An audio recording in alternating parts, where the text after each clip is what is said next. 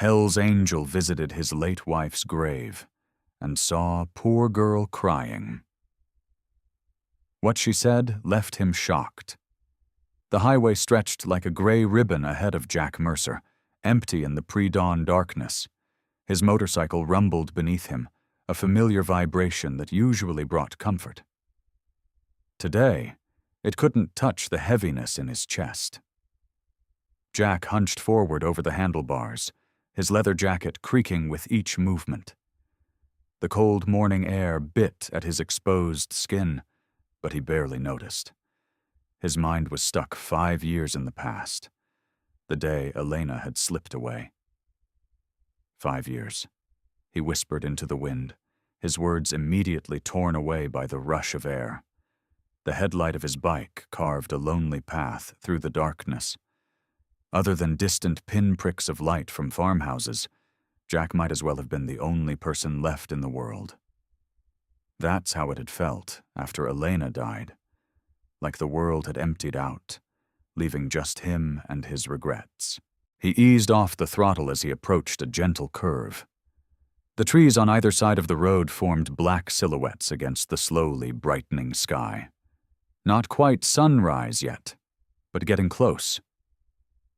He'd timed it right. Jack had made this ride every year on this date, rain or shine. It was the one promise he'd never broken to Elena, though he'd broken plenty of others while she was alive. The thought made him grip the handlebars tighter, his knuckles whitening beneath his fingerless gloves.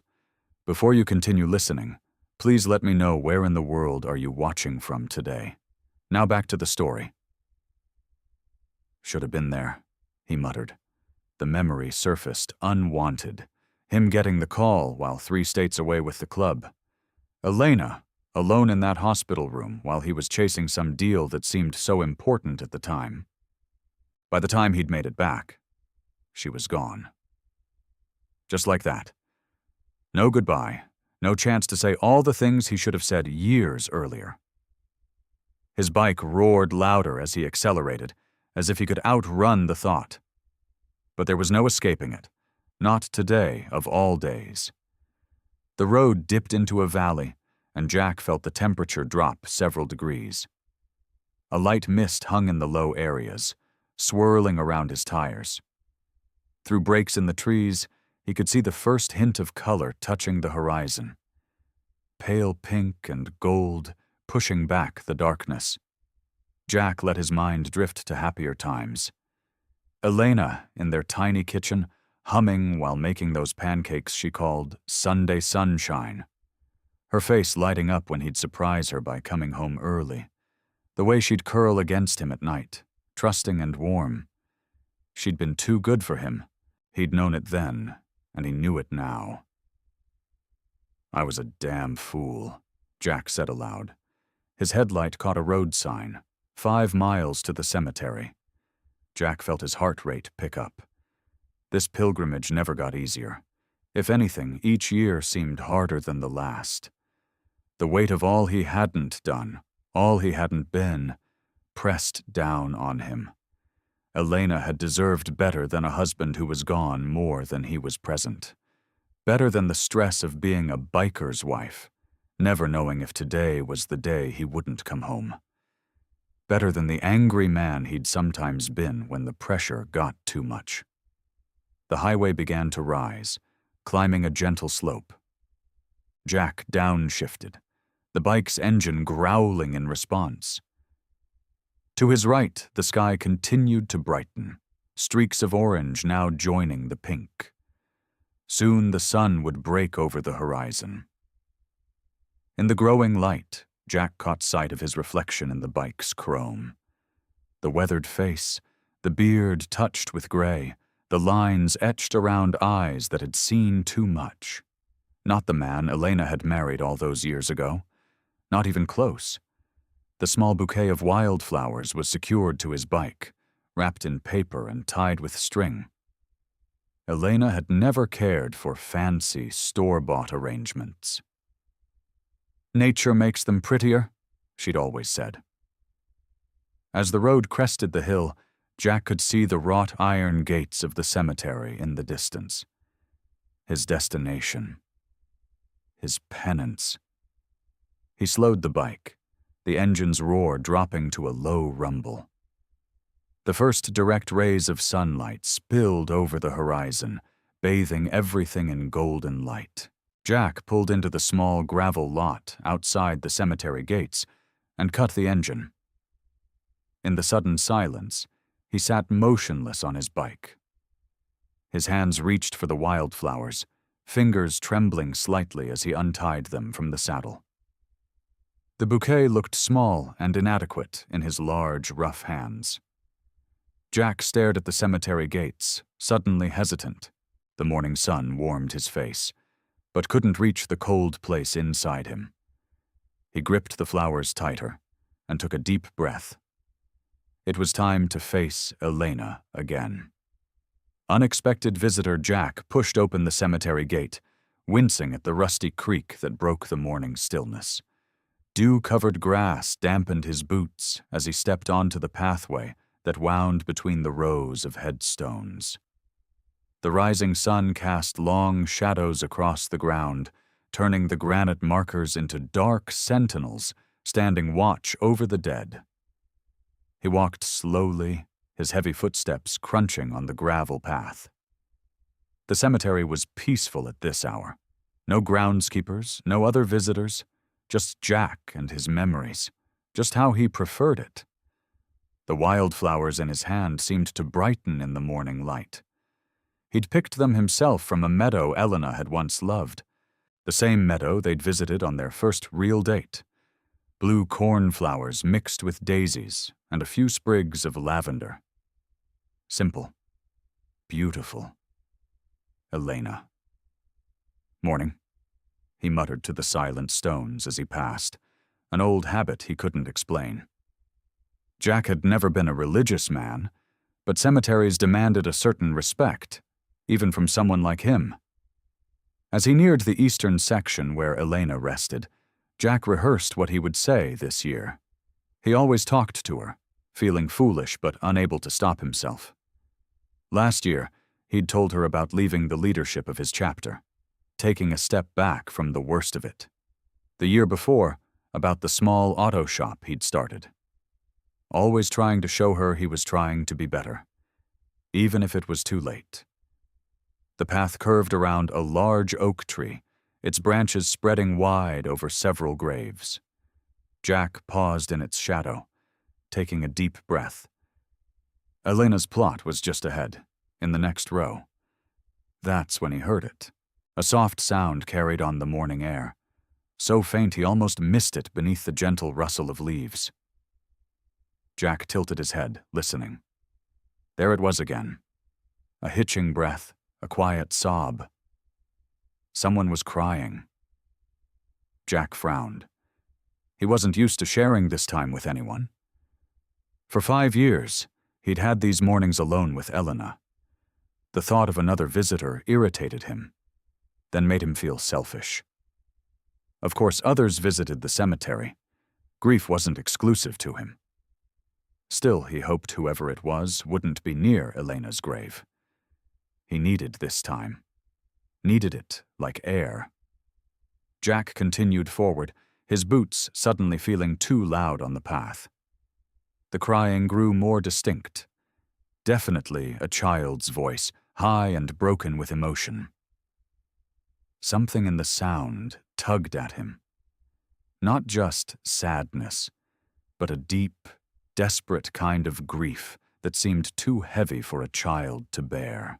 He rounded the final bend in the path, and Elena's headstone came into view. Simple, elegant gray granite with her name and dates carved into the smooth surface. The sight of it always hit him like a physical blow. But today, something was different. Someone was there. Kneeling in front of Elena's grave was a small figure. A child. A little girl. Her thin shoulders shook with each sob, her head bowed so low that her face was hidden. She wore a faded dress that looked too thin for the morning chill, and her light brown hair hung in tangled waves down her back. Jack stopped, frozen in place. This wasn't just someone visiting a nearby grave. This child was at Elena's headstone, crying as if her heart was breaking. For a moment, he considered turning away, coming back later. This felt private, intrusive. But curiosity and concern pushed him forward. What business did a child have at Elena's grave? Elena had no siblings with children, no nieces or nephews that Jack had ever known about. As he approached, the little girl didn't look up, lost in her grief. Jack could see her small hands now, clutching something to her chest. A stuffed rabbit, worn and patched in several places. One of its ears flopped limply, the stuffing long gone. The toy looked loved, carried everywhere, a child's constant companion. The girl reached out one hand to touch the letters of Elena's name, her fingers tracing the carved E. The gesture was so tender, so familiar, that Jack felt like an intruder witnessing something he shouldn't. He cleared his throat, not wanting to startle her. The child jumped anyway, her head whipping around to face him. Her eyes were red-rimmed and swollen from crying, her cheeks streaked with tears. Fear flashed across her face at the sight of him. A large man in a leather jacket, looking exactly like the kind of person parents warned their children about. Jack realized he was still holding the wildflowers, gripping them so tightly the stems were bending. The child's gaze darted to the flowers, then back to his face, recognition dawning in her eyes. Not of him, but of his purpose here. A fellow mourner. She clutched her stuffed rabbit tighter, pulling it against her chest like a shield. In the morning light, Jack could see how thin she was, how the dress hung loosely on her small frame. Her shoes were scuffed and worn, the laces knotted where they had broken and been tied back together. Jack stood there, wildflowers in hand, staring at the unexpected visitor at his wife's grave. Jack stood frozen, clutching the wildflowers. The little girl stared back at him, her eyes wide with fear, and something else. A desperate kind of sadness that didn't belong on a child's face. He shifted his weight, uncomfortable with the silence stretching between them. Children had never been his strong suit, even before Elena died. Now, faced with this tearful girl, he felt completely out of his depth. "Hey," he finally managed, his voice coming out rougher than he intended. He cleared his throat and tried again. "You okay, kid?" The girl didn't answer. She gripped her stuffed rabbit tighter, her knuckles turning white. A breeze ruffled her tangled hair, and she shivered visibly in her thin dress. Jack took a step closer, careful to move slowly. The girl tensed but didn't run. "What are you doing here?" he asked, trying to soften his naturally gruff tone. "It's pretty early for a kid to be out alone." Her eyes darted to Elena's headstone, then back to him. She swallowed hard, and Jack noticed a small scar on her chin, the kind kids get from falling off bikes or playground equipment. She began, her voice barely above a whisper. "I come here sometimes." Jack frowned, looking between the girl and Elena's grave. This made no sense. Elena had been gone 5 years. This kid would have been, 3 or 4 when she died? Why would she be visiting Elena's grave alone? "You shouldn't be here by yourself," he said, glancing around the empty cemetery. "Where's your family, your mom or dad?" At the word mom, fresh tears welled in the girl's eyes. She clutched the rabbit even tighter, if that was possible. "My aunt dropped me off," she said, her voice small. "She waits in the car. She doesn't like coming in here."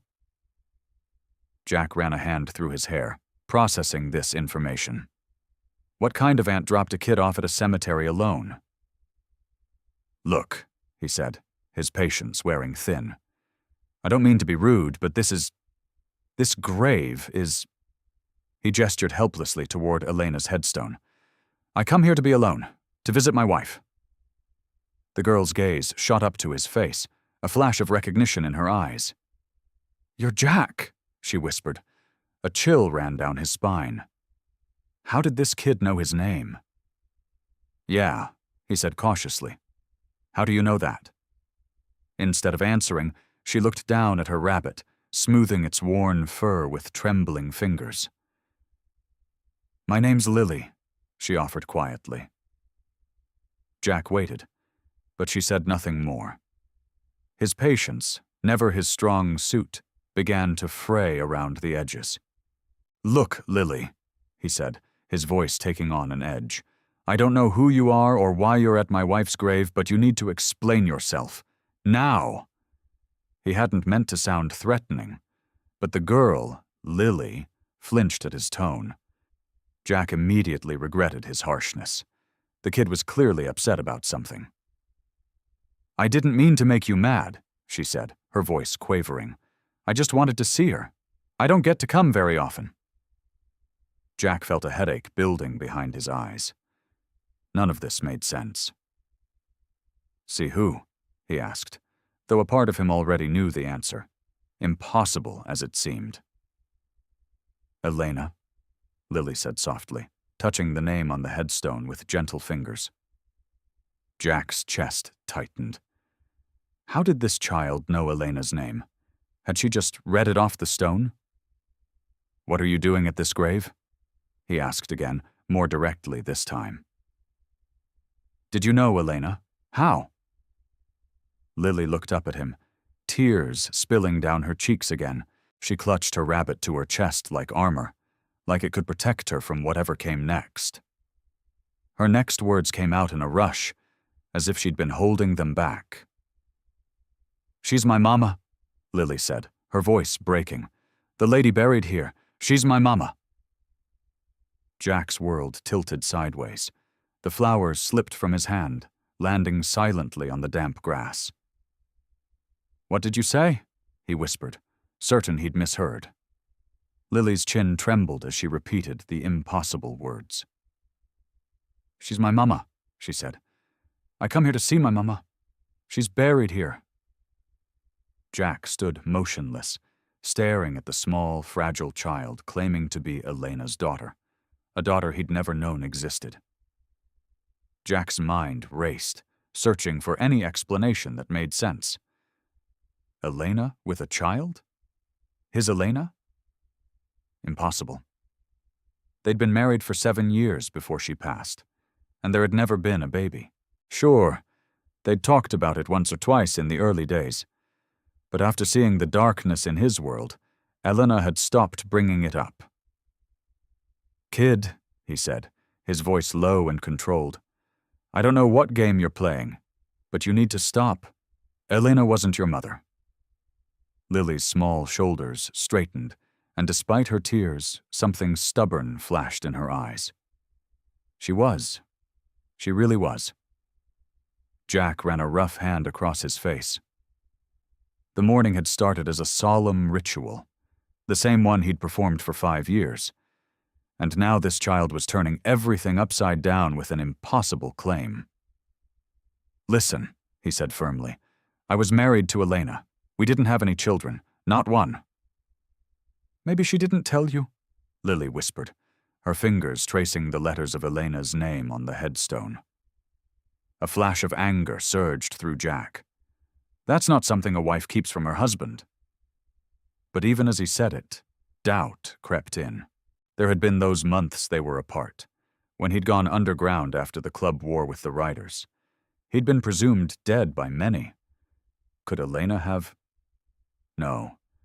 She would have told him when he came back. She would have. "How old are you?" he demanded. 8, she answered promptly. 8 and 3 months.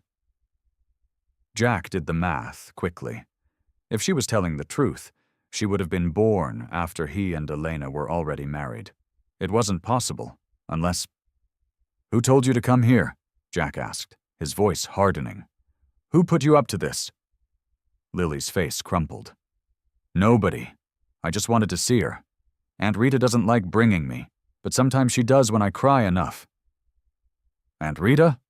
Jack repeated. Lily nodded, clutching her stuffed rabbit tighter. "My aunt. She takes care of me now that Mama's gone." Jack had never heard of any Rita in Elena's family. Elena had been estranged from most of her relatives, another consequence of marrying into his world. "Look," he said, trying to soften his tone, "there's clearly been some mistake. Elena Mercer wasn't your mother. I would have known if she had a child." "Her favorite flower was the daisy," Lily said suddenly. "She said they were happy flowers that always looked toward the sun." Jack froze. Elena had indeed loved daisies, had planted them all around their small house, despite his complaints that they looked like weeds. "Anyone could know that," he said, but his voice lacked conviction. Lily's gaze was steady now, the tears drying on her cheeks. She hummed when she cooked. "Always the same song?"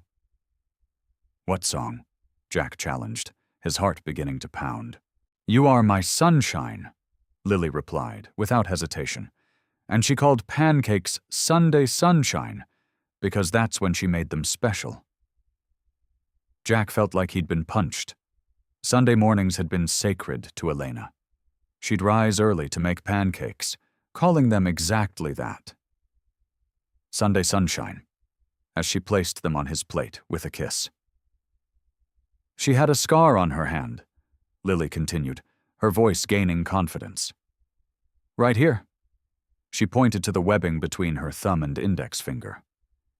"She told me she got it climbing a fence when she was little, trying to rescue a kitten." Jack's legs suddenly felt weak. He'd traced that scar countless times, listened to that exact story. These weren't things anyone would know. They weren't public knowledge, weren't things Elena would share casually. She wore a silver necklace with a tiny star, Lily said quietly. "She told me it was to remember that even in the darkest night, there's always light if you look for it." Jack's hand unconsciously went to his chest, where under his shirt hung that very necklace on a leather cord. Elena's most treasured possession, the one thing he couldn't bear to bury with her. Lily looked up at him, her eyes, hauntingly familiar now that he really looked, steady and clear. "She was my mama," she said simply. Jack stared at the little girl, his world shifting beneath his feet. The impossible was beginning to feel terrifyingly possible. "How?" he whispered, more to himself than to her. "How could she be your mother?" Jack stood silent for several moments, struggling to process what was happening. The cemetery around them seemed too quiet, too still for the earthquake shaking his world. He glanced at his watch. Almost noon. The girl had been here a long time. "Have you eaten today?" he asked, his voice gentler than before. Lily shook her head, clutching her stuffed rabbit closer. "I've got some food on my bike," Jack said. He always packed something when visiting Elena, a habit from their days together when she'd insist he never ride on an empty stomach. Lily hesitated, clearly remembering warnings about strangers. "Look," Jack said, "I'm just offering a sandwich. You can stay right here if you want." He paused. "I need to think anyway." She nodded slowly, and Jack walked back to his motorcycle. From the saddlebag, he pulled out a brown paper bag containing a sandwich, an apple, and a bottle of water. His hands trembled slightly as he returned to Elena's grave. "Here," he said, offering the food. "Nothing fancy?" Lily took the bag carefully, setting her rabbit on her lap. She opened the sandwich first, peanut butter and jelly, and took a small, hungry bite. Jack noticed how thin her wrists were, how her coat seemed a size too small. "I'm Jack," he said, sitting down on a nearby bench. "Jack Mercer." The girl's eyes widened slightly. "That's my last name, too." I'm Lily Mercer. Another jolt went through him. If she was telling the truth, if Elena really had. How long have you been coming here, Lily? He asked, trying to keep his voice steady. She took another bite of sandwich before answering. Since I was little. Not a lot, though. Aunt Rita doesn't like bringing me. And this Aunt Rita, she's your mother's sister? Lily shook her head. No, she's just Aunt. She said it with the vague uncertainty of a child repeating what they've been told, without fully understanding.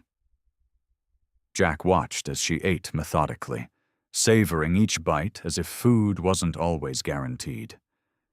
He recognized the behavior. He'd seen it in himself as a kid. Your aunt, Jack said carefully. Does she take good care of you? Lily shrugged, focusing on her sandwich. She works a lot. Says I cost too much. Jack felt a flare of something protective. And where do you live? Pinewood Apartments, she said. Building C, it's not far. Jack knew the place, a rundown complex on the edge of town where rent was cheap and questions were few. Not a place for a child. When Lily finished eating, she carefully folded the paper bag and handed it back to Jack. Thank you for the food. You're welcome, he said, surprised by the formality in her young voice. They sat in silence for a moment, both looking at Elena's grave. Jack couldn't help but notice how Lily's eyes had the same deep brown as Elena's, how she tilted her head slightly to the side when thinking, just like his late wife. I should go, Lily finally said. Aunt Rita doesn't like when I'm gone too long. I'll walk you, Jack said, surprising himself, part of the way at least. Lily nodded and stood, brushing crumbs from her worn jeans. She picked up her stuffed rabbit, tucking it securely under her arm. As they walked through the cemetery and onto the sidewalk, Jack slowed his pace to match her small steps. He found himself pointing out things along the way. A bird's nest in a tree, a vintage car parked on the street, and Lily responded with quiet interest. The closer they got to Pinewood Apartments, the slower Lily walked. Jack noticed her shoulders tensing, her responses becoming more subdued. Finally, the apartment complex came into view, 3 shabby buildings arranged in a U-shape around a cracked parking lot. Paint peeled from the railings, and several windows were covered with cardboard instead of curtains. Lily stopped at the corner. I can go by myself from here. Jack frowned. You sure?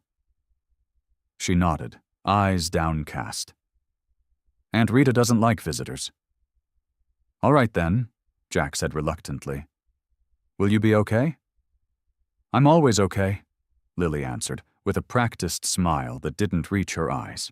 Jack watched as she turned to leave, her small form and that tattered rabbit making something twist in his chest. She'd taken only a few steps when he called out. Lily, I'll be back at the cemetery tomorrow. Same time. She turned, surprise flickering across her face. For a moment, she looked so much like Elena that it stole his breath. Maybe I will too, she said softly, then continued walking toward Building C, her steps slow and reluctant, as if heading somewhere she'd rather not be. Jack's small house sat at the end of a gravel road, far enough from neighbors that the rumble of his motorcycle never drew complaints. Tonight, the place felt emptier than usual. He flicked on the kitchen light, casting harsh shadows across the worn linoleum floor. The clock on the microwave read 7:42 p.m. He grabbed a beer from the fridge, twisted off the cap, and sat heavily at the kitchen table. The house was quiet except for the occasional tick of the baseboard heater and the hum of the refrigerator. He hadn't bothered turning on the TV or radio. His mind was too full of noise already. Lily Mercer. The name kept repeating in his head. It's not possible, he muttered, running a hand through his graying hair. Elena would have told him if she'd had a child. They'd been married for nearly 4 years before she died. There would have been signs, hints, something. But then, there had been those months when he'd disappeared, when the club had sent him on a long run down to Arizona, and trouble had followed. 8 months he'd been gone. 8 months when Elena thought he might be dead. Jack took a long pull from his beer and stared at the wall. The kitchen clock ticked. 8:15 p.m. He remembered the girl's face, those eyes, Elena's eyes, and those details she knew, the way Elena hummed when she cooked, how she called pancakes Sunday sunshine, little things that weren't public knowledge, private things. Could she really be? He couldn't finish the sentence. Jack stood up and paced the small kitchen. 5 steps one way, 5 steps back. The beer in his hand forgotten. Outside, the wind picked up, whistling through the trees surrounding his property. He glanced at the phone mounted on the wall. He could call someone. But who? Most of his old friends from the club wouldn't understand why he cared so much. They'd tell him to forget about it. And the few people outside that life, they'd judge him for even considering the possibility. 9:23 p.m. Jack had moved to the living room couch, a second beer untouched on the coffee table. Sleep seemed impossible. Every time he closed his eyes, he saw the girl kneeling at Elena's grave, those thin shoulders shaking with sobs. "Pinewood Apartments," he said to the empty room. He knew that place, had collected debts there in his younger days. No place for a child. The digital clock on his DVD player flipped to 10 p.m. Jack stood up, restless energy driving him to his feet. He walked down the hall to the spare bedroom, the room he never entered if he could help it. Elena's room, as he thought of it. After she died, he'd moved all her things in there, closed the door, and tried to move on. He hesitated at the threshold, hand on the doorknob. Then, with a deep breath, he pushed it open. The room smelled musty from disuse. Cardboard boxes lined one wall, each labeled in Elena's neat handwriting. Winter clothes, books, kitchen. A garment bag hung from the closet door, protecting her wedding dress. Her small desk sat in the corner, the surface dusty, but otherwise exactly as she'd left it. Jack flicked on the light and stood in the doorway for a long moment. This room held all that remained of Elena Mercer. If there were answers, they would be here. "I should have gone through this stuff years ago," he said quietly, walking to the closest box. His hands felt awkward and too large as he pulled off the tape securing it. Inside were photo albums and loose pictures, memories he'd been avoiding.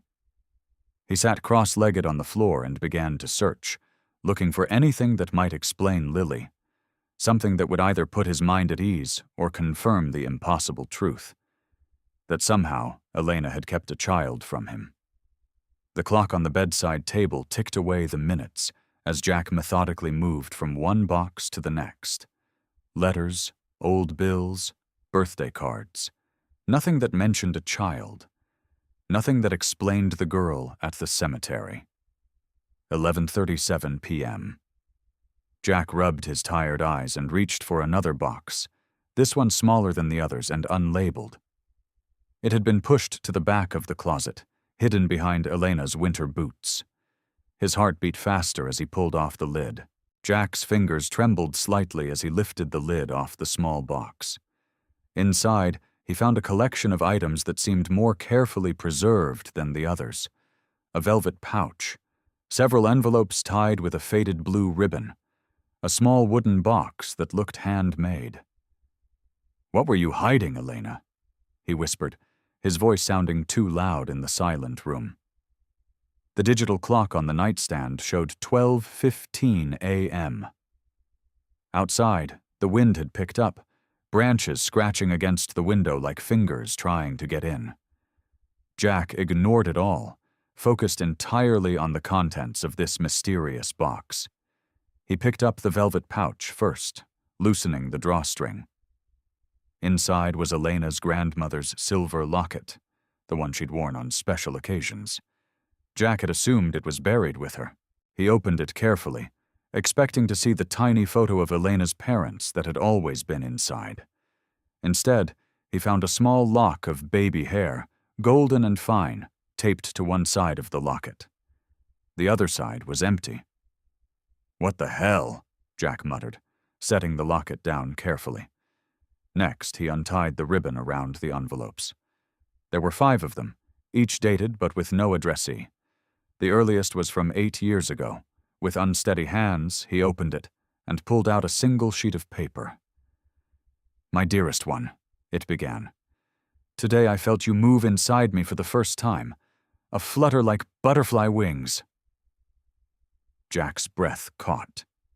He read quickly through the letter, a mother's words to her unborn child, full of hope and fear in equal measure. Elena's words. There was no mention of him, no explanation of why this was hidden away. He opened the next letter, dated a month later. I wish things were different. I wish your father were here to share this joy. But the men who came looking for him made it clear. His world is no place for a child." Jack set the letter down, his hands shaking more violently now. The third letter described Elena's decision to hide her pregnancy, to give the baby a chance at a normal life. The fourth was written the day before the birth. The fifth and final letter was the hardest to read. "My precious Lily," it began. "Yesterday I held you in my arms for the first and perhaps the last time. You have your father's strong chin and my eyes. You are perfect in every way. Letting you go is the hardest thing I've ever done. But I know Marion will keep you safe until I can find a way for us to be together." Marion. Elena's cousin. The connection clicked into place. The same Marion who must have died, leaving Lily with that neglectful aunt at Pinewood Apartments. Jack carefully replaced the letters, his mind spinning. He reached for the small wooden box next, the last item in the hidden collection. It was a simple thing, with a heart carved into the lid, the kind of box sold at craft fairs. He lifted the lid and found it contained just one item: a photograph. In the picture, Elena sat in a hospital bed, her face tired but radiant. In her arms was a tiny baby wrapped in a pink blanket. Elena was looking down at the infant with such love that it made Jack's chest ache. He turned the photo over with numb fingers. On the back, in Elena's neat handwriting, were the words, "My Lily. Always loved. Always protected." The proof was undeniable. The little girl at the cemetery hadn't been lying or confused. She was Elena's daughter. And if the letters were true, she was his daughter too. Jack sank back against the bed frame, the photograph clutched in his hand, as the first light of dawn began to filter through the bedroom blinds. Everything he thought he knew about his life with Elena had just been turned upside down. Lily was real. Lily was theirs. And she had been living just miles away from him, while he'd been drowning in grief and guilt, never knowing she existed. The next morning, Jack's eyes burned from the lack of sleep. The sun was barely up when he threw on his leather jacket and headed to his motorcycle. The photograph of Elena and baby Lily was tucked safely in his inside pocket, close to his heart. He hadn't slept more than an hour. Every time he closed his eyes, he saw Lily's face at the cemetery, those familiar eyes that somehow held both Elena's gentleness and his own stubborn determination. How had he missed it yesterday? The resemblance was there, plain as day. Jack gunned the engine of his Harley harder than necessary, sending a flock of birds scattering from a nearby tree.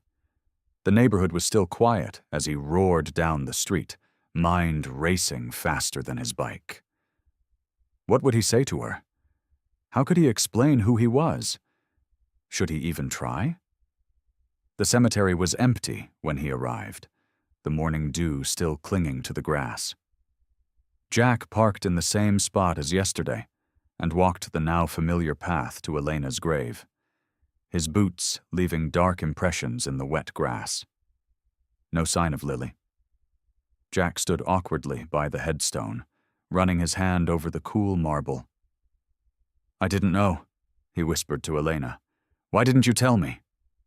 Only silence answered him. He placed fresh flowers beside the ones from yesterday, noticing how the other bouquet had been carefully arranged, despite being made of simple wildflowers. Lily's flowers. Jack settled onto the ground, his back against a nearby tree. If she came yesterday, maybe she'd come today. He'd wait. An hour passed, then another. The sun climbed higher, burning off the morning chill. A few other visitors came and went, giving the rough-looking biker a wide berth. Jack was about to give up when he spotted her. A small figure in a faded blue jacket making her way between the headstones. Her hair was pulled back in a messy ponytail, and she still clutched that worn, stuffed rabbit. His heart hammered against his ribs. His daughter. His and Elena's little girl. Jack stayed where he was, not wanting to frighten her. He watched as Lily approached Elena's grave and knelt beside it, placing a single dandelion next to the other flowers. "Hi, Mama," she said softly. "I brought you a flower today. It's not as pretty as his, but it's all I found on the way." Jack's throat tightened. He cleared it gently, making his presence known. Lily turned quickly, her eyes widening when she saw him. "You're back," she said, clutching her rabbit tighter. "Yeah." Jack tried to soften his voice. "I'm back." She studied him with those two serious eyes. "Did you know my mama?" Jack nodded, moving slowly to sit on the grass a respectful distance from her. "I did, very well. Were you her friend?" The question hit him like a punch. What was he supposed to say? Jack opted for the simplest truth. "I was her husband." Lily's eyes grew even wider. She looked at him with new interest, her head tilted to one side. "So you're Mr. Mercer?" "That's right." Jack swallowed hard. "But you can call me Jack." She nodded solemnly. "I'm Lily." "I know." The words came out rougher than he intended. He tried again. "I mean, nice to meet you properly, Lily." An awkward silence fell between them. Lily stroked her rabbit's ear, looking down at Elena's grave. "Do you come here a lot?" Jack asked finally. "When I can. Aunt Patty doesn't like bringing me." She glanced up. "I walk by myself sometimes." Jack frowned. "That's a long walk for someone your age." Lily shrugged. "I don't mind. It's nice to talk to Mama." Another silence. Jack searched for the right words, anything that wouldn't sound crazy or frightening. "How long have you lived with your Aunt Patty?" "Since Aunt Marion died. That was 2 years ago." Just as he'd pieced together from the letters. Jack nodded slowly. "And do you like living there?" Lily looked down, fidgeting with her rabbit. "It's okay." But her expression said otherwise. Jack remembered the shabby apartment building, the girl's too thin frame and worn clothes. "I'd like to hear more about you, Lily," he said gently. "Would that be okay? Maybe we could get some breakfast, and you could tell me about yourself." Lily hesitated, clearly weighing the offer. "Aunt Patty says not to go places with strangers." "That's good advice," Jack admitted. "But I'm not exactly a stranger, am I? I knew your mom." She considered this, then looked up at him with unexpected directness. "Did you love her?" The question caught Jack off guard. His eyes burned suddenly. "Yes," he said simply. "Very much." That seemed to satisfy something in Lily. She nodded once, decision made. Okay, I am hungry. Jack stood up, offering his large, calloused hand to the little girl. After a moment's hesitation, she took it, her small fingers disappearing in his palm. Let's go find some breakfast, he said, and you can tell me all about yourself. Jack led Lily to a small diner just a few blocks from the cemetery. The bell above the door jingled as they walked in, and a few heads turned to look at the odd pair. A massive, leather-clad biker and a tiny girl with her stuffed rabbit. 2 for breakfast? Jack told the hostess, who raised an eyebrow but showed them to a booth by the window. Lily slid into her seat, eyes wide as she took in the colorful menus and the busy waitresses carrying plates piled high with food. She set her rabbit on the table facing her, as though it too were joining them for breakfast. What's your rabbit's name? Jack asked, trying to start with something simple. Hoppy, Lily said. Mama gave him to me. Jack nodded, a lump forming in his throat. That's a good name. The waitress approached, and Jack ordered pancakes, eggs, and bacon for both of them, plus orange juice for Lily and coffee for himself. When the waitress left, an awkward silence fell between them. So, Jack began, you said you live with your Aunt Patty? Lily nodded, tracing patterns on the table with her finger. She's not really my aunt. That's just what I'm supposed to call her. I see, Jack said carefully. And how is that? Living with her? Lily shrugged one thin shoulder. It's okay. Her voice was small, unconvincing. Their food arrived, steaming and fragrant. Jack watched as Lily's eyes widened at the stack of pancakes placed in front of her. She hesitated, looking up at Jack as if asking permission. Go ahead, he encouraged. Eat up. She didn't need to be told twice. Jack cut her pancakes into small pieces, then watched as she ate with the focused intensity of someone who wasn't sure when their next meal would come. Slow down a little, he said gently. There's plenty. No rush. Lily nodded, making a visible effort to eat more slowly. Jack took a sip of his coffee, gathering his thoughts. Does your Aunt Patty make you breakfast like this? He asked. Lily shook her head, mouth full of pancake. After swallowing, she said, She works nights, she sleeps in the morning. So who makes you breakfast? I do, Lily said matter-of-factly. But sometimes there isn't much. Just cereal. If there's milk. Jack felt a tightness in his chest. What about dinner? Does she cook for you then? Lily took a sip of her orange juice before answering. Sometimes, if she's not too tired. Or if her friends aren't over. Her friends? They're loud, Lily said simply. They drink the smelly stuff that makes people silly. Jack's jaw tightened. He knew exactly what smelly stuff she meant. And what do you do when they're over? Stay in my room, or go to the park if it's still light outside. Lily pushed a piece of bacon around her plate. I don't like when they're over. They forget I'm there. You mean they forget to feed you? Jack asked, keeping his voice level despite the anger building inside him. Lily nodded. Or they forget I need to go to school, or that I need clean clothes. She looked down at her faded jacket. This was from Aunt Marion. It's getting small. Jack's hands curled into fists under the table. He forced them to relax. And does Aunt Patty help you with school? Homework and stuff? Lily shook her head. Mrs. Garcia at school helps me sometimes. She's nice. What about friends? Do you have friends who come over to play? Aunt Patty doesn't like people coming over, Lily said, her voice dropping to almost a whisper. She says it's too much trouble. Jack watched as Lily returned to her breakfast, eating with deliberate care. She was so small for her age, too small, and her answers revealed a life of neglect that made his blood boil. The little girl across from him, his daughter, was essentially raising herself.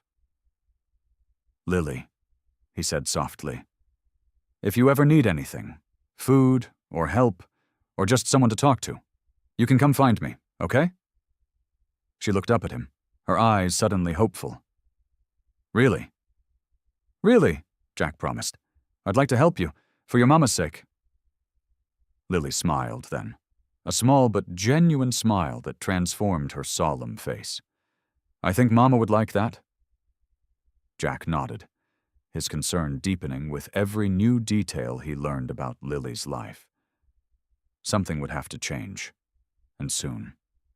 He couldn't leave his daughter in that situation now that he'd found her. After breakfast, Jack paid the bill, and they stepped out into the late morning sunshine.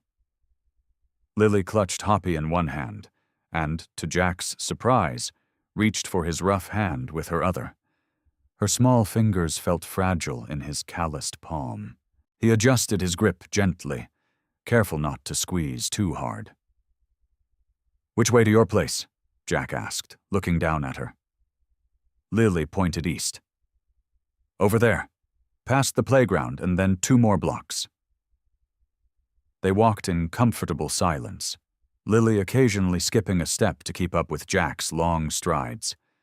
He noticed how she waved at the crossing guard who smiled warmly at her. "You know her?" Jack asked. "Mrs. Wilson, she gives me candy sometimes," Lily explained. "She says I'm a good walker."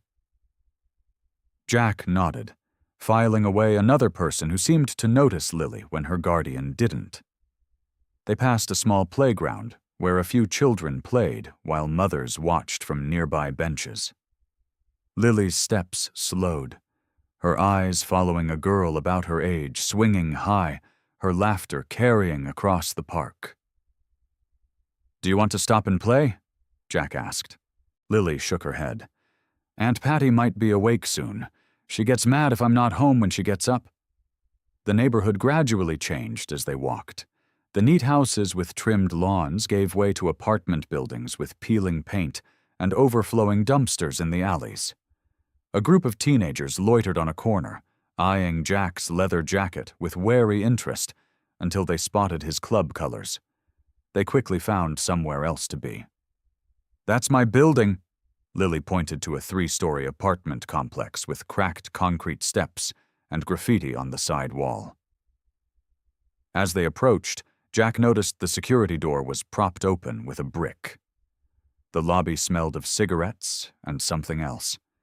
The unmistakable sweet-sour scent of spilled beer and neglect. "We're on the 2nd floor," Lily said, leading him up a stairwell where the light flickered erratically. The hallway carpet was stained and worn through in places. Someone's music thumped behind a closed door, and a baby cried from another apartment.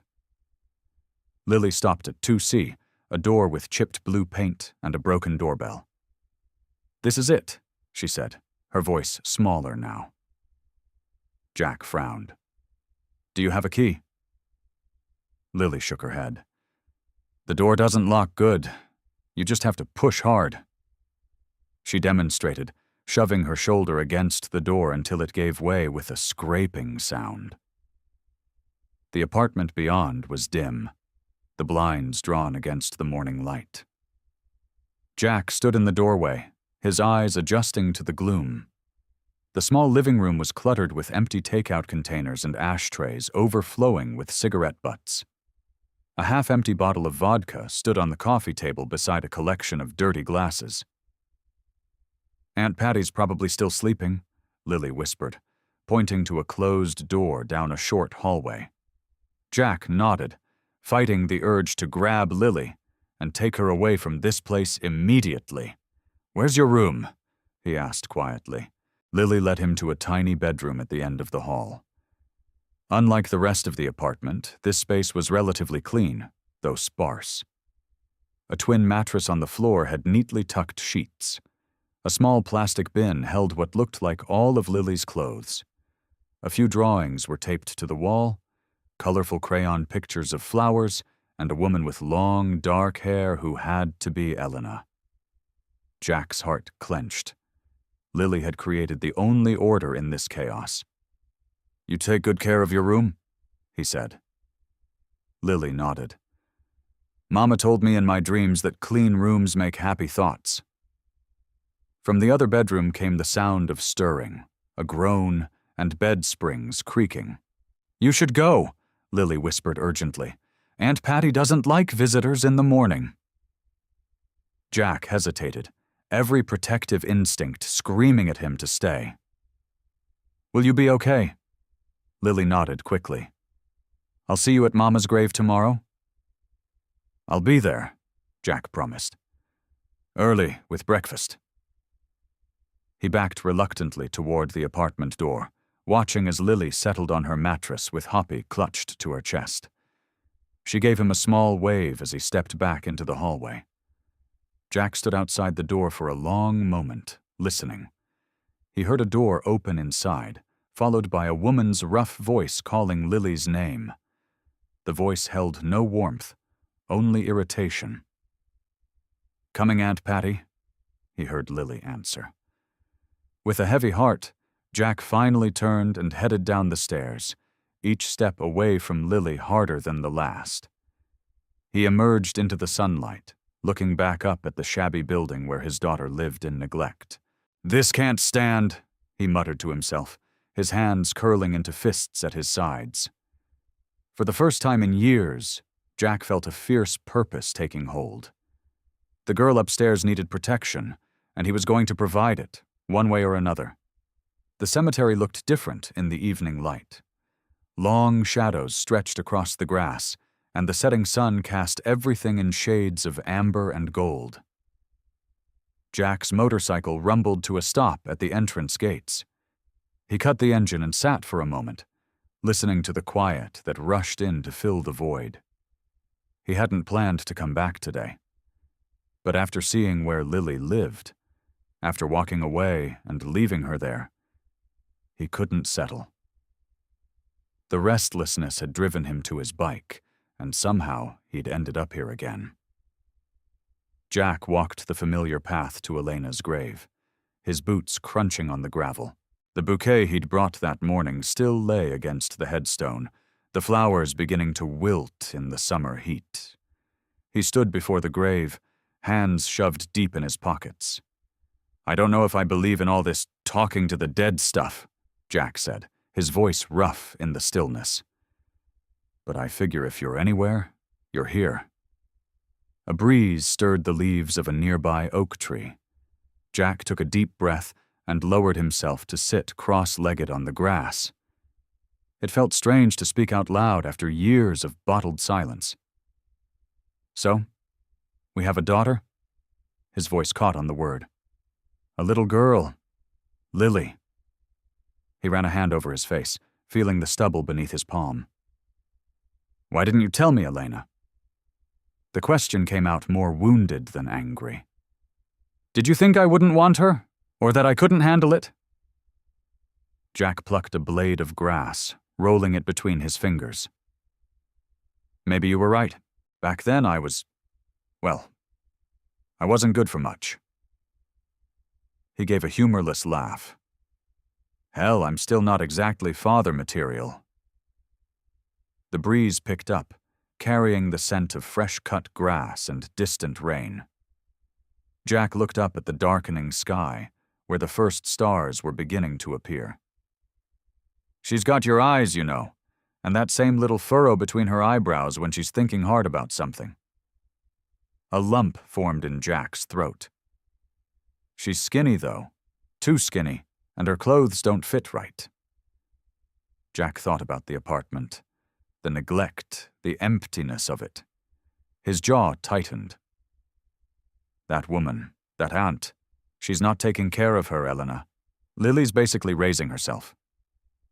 He shook his head. An 8-year-old kid shouldn't have to do that. A cricket started chirping nearby, the sound intensifying as dusk deepened around him. "I know I've got no right to judge anybody's parenting. God knows I've never done it." Jack sighed heavily. But I keep thinking about her face when we walked up to that apartment. Like she was embarrassed, but also resigned. Like that's just how life is. He brushed away a small insect that had landed on his knee. I still don't understand all of it. Why you hid her.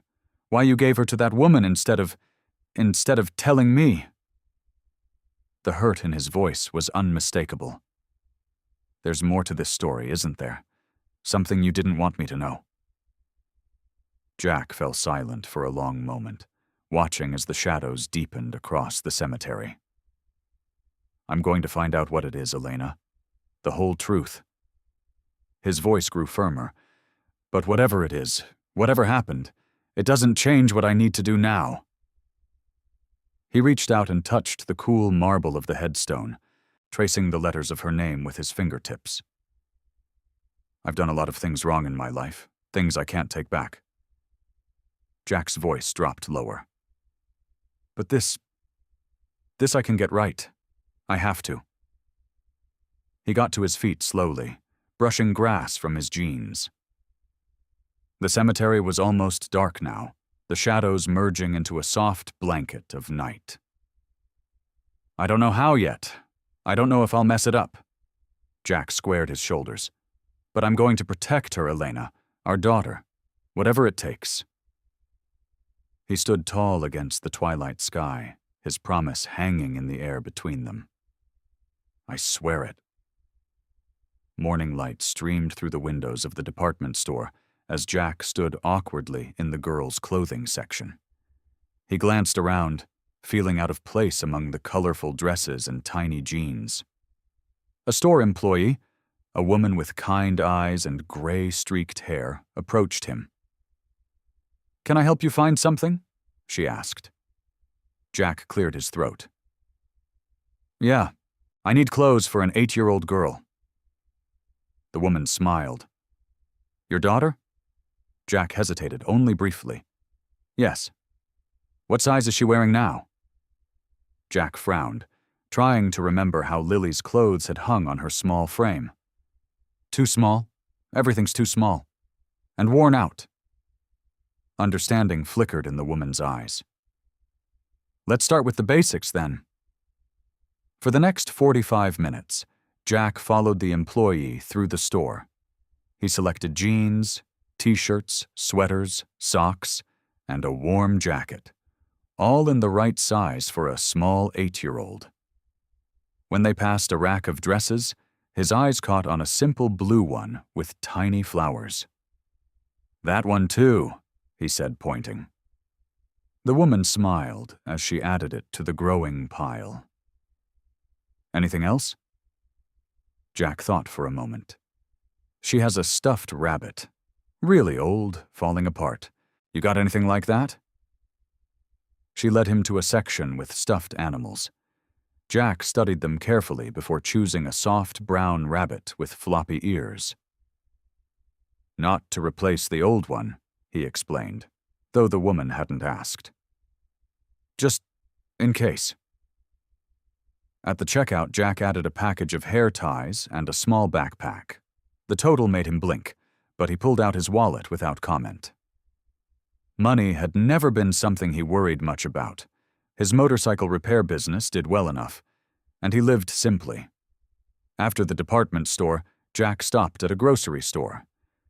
He filled a basket with kid-friendly foods: peanut butter, bread, fruit, granola bars, juice boxes, things that would keep and be easy for Lily to eat. By early afternoon, Jack parked his motorcycle a block away from Lily's apartment building.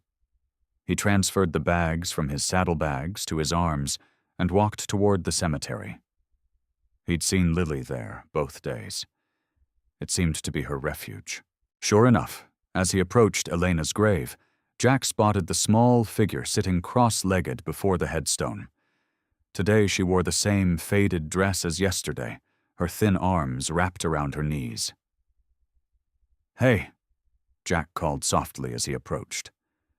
Lily looked up, surprise crossing her face. "Mr. Jack." "Just Jack is fine," he said, setting the bags down on the grass beside her. I brought you some stuff. Lily eyed the bags warily. What kind of stuff? Things you might need. Jack sat down on the grass, giving her space. Some clothes, food, nothing fancy. Lily didn't move toward the bags. Why? The question was direct, her eyes searching his face with a caution that made Jack's chest ache. What kind of life had taught an 8-year-old to be so suspicious of kindness? Because I think you could use them, Jack said simply. And because... He paused, choosing his words carefully. I knew your mom. She was important to me. Lily's fingers tightened around her knees. She was nice, she whispered. She used to sing to me. I remember that. Jack nodded, his throat tight. She had a beautiful voice. After a moment, Lily uncurled herself and scooted closer to one of the bags. She peeked inside cautiously. These are all for me? She asked. All for you, Jack confirmed. Lily reached in and pulled out the blue dress with tiny flowers. Her eyes widened slightly. It's pretty, she said softly. Thought it might be your size, Jack said. If you don't like it, we can get something else. Lily shook her head, running her fingers over the fabric. I like it. She set the dress aside carefully and continued exploring the bags. When she found the stuffed rabbit, she held it up with questioning eyes. Your other one looked like it needed a friend, Jack explained. For the first time, a smile broke across Lily's face, small and tentative, but real. The simple expression transformed her features, revealing the child beneath the wariness. Thank you, she said, hugging the rabbit to her chest. The morning air felt crisp against Jack's face as he wheeled the small blue bicycle across the empty lot. He'd found it at a second-hand shop yesterday after leaving Lily. It wasn't fancy. The paint was chipped in places and one handlebar grip was slightly worn. But the tires were good, the chain was solid, and it was exactly the right size for an 8-year-old girl. Lily stood waiting by the cemetery gates, her eyes widening as she spotted Jack approaching with the bike. Today she wore the new jeans and purple t-shirt he'd bought her, with her hair pulled back in a ponytail using one of the new hair ties. The simple change in clothes made her look healthier already, less like a shadow and more like a child. Is that for me?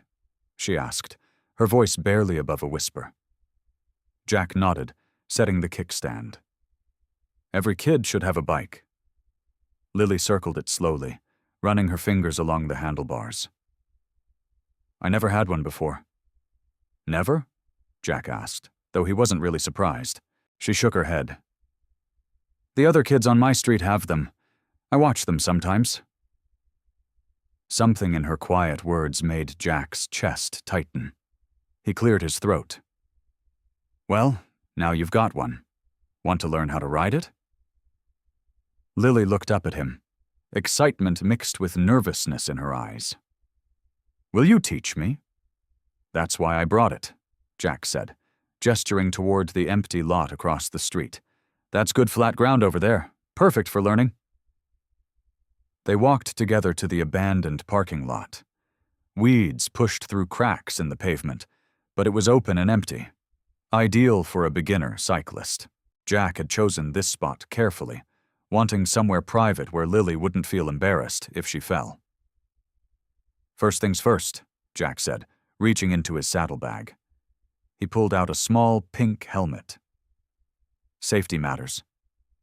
Lily took the helmet with reverent hands. It's pink. Is that okay? They had purple too, but... I love pink, Lily whispered, already putting it on her head. Jack helped her adjust the straps, his calloused fingers working carefully to make sure it fit properly. When it was secure, he stepped back. Okay, let's start with just sitting on it.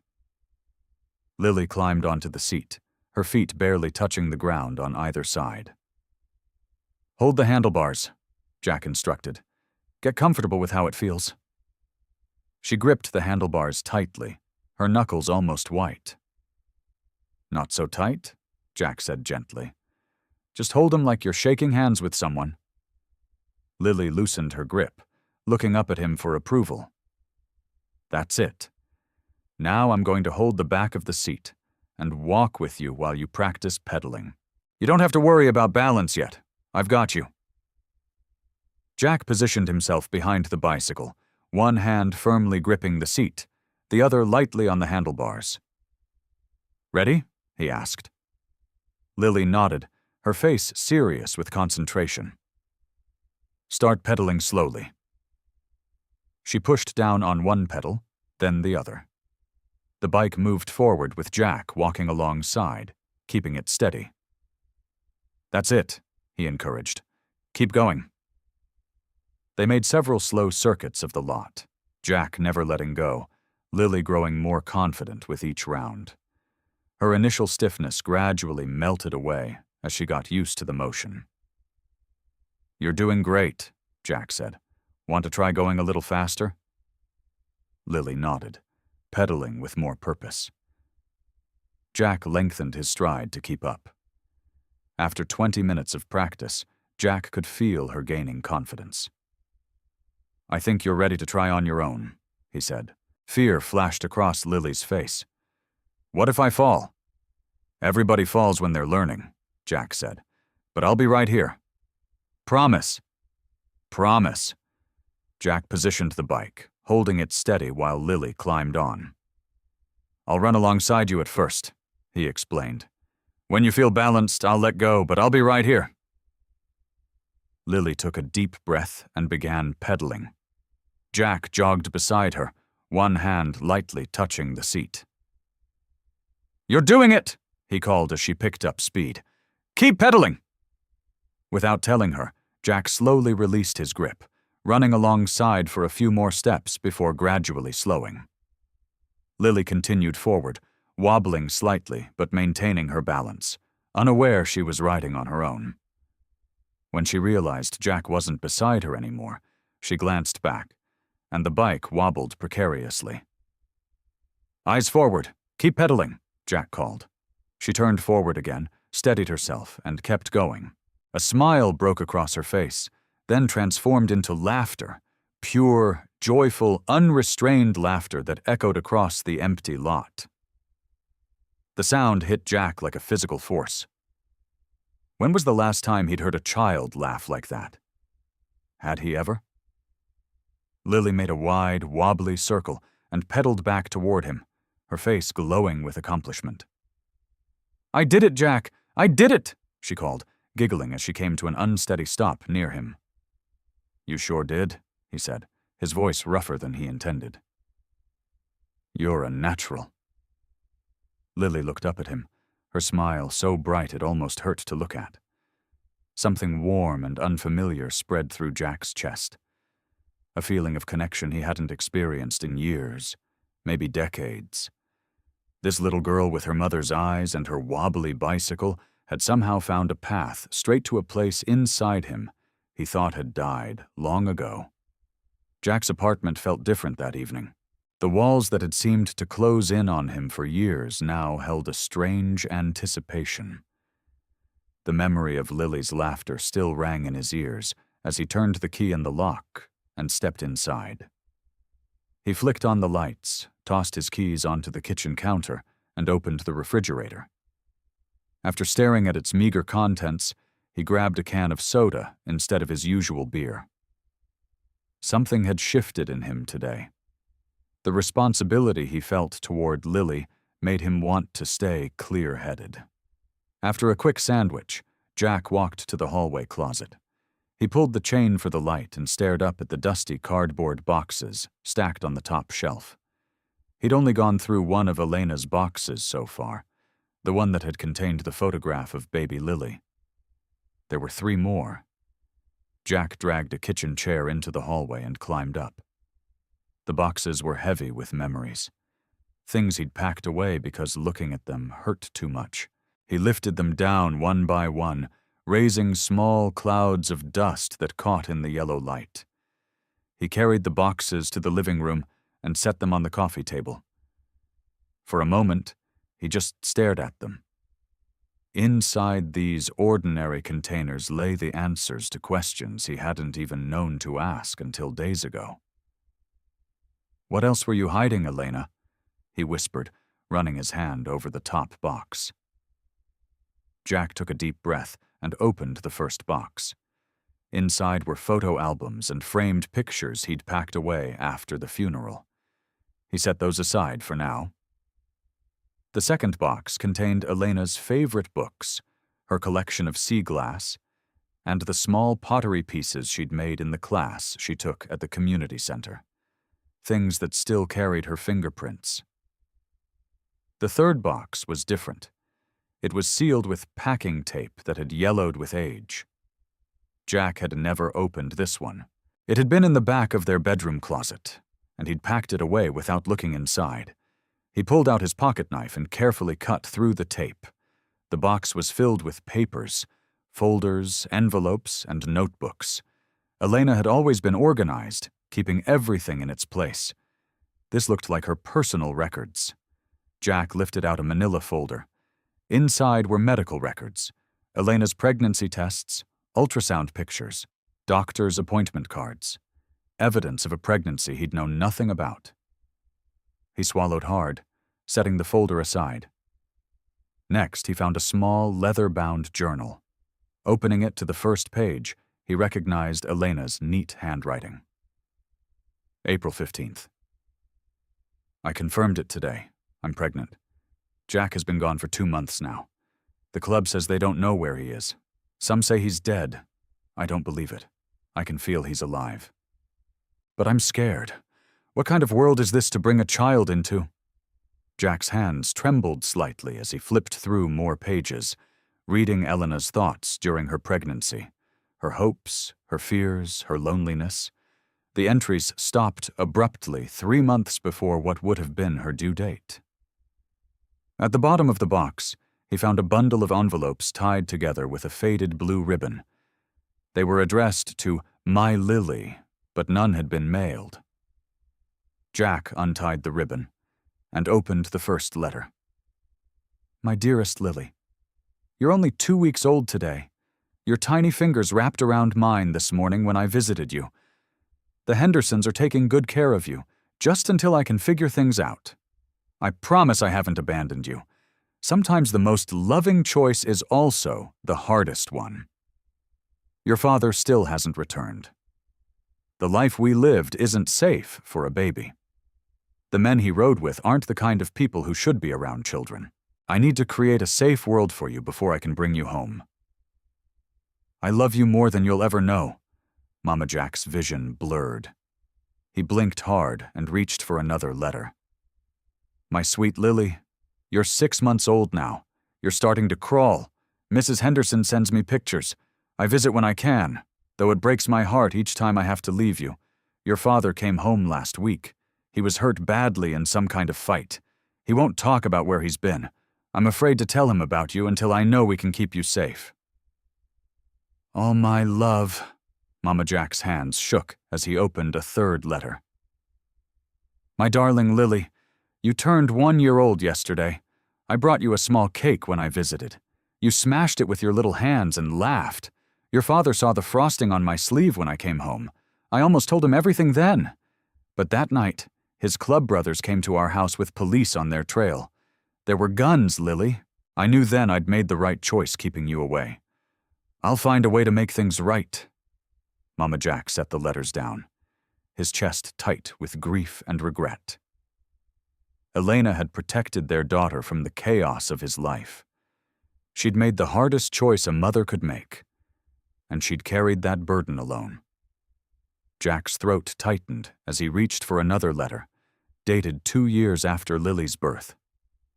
The paper was thin, as if it had been handled many times before being sealed away. My precious Lily, your second birthday was yesterday. The Hendersons sent me photos of you blowing out candles.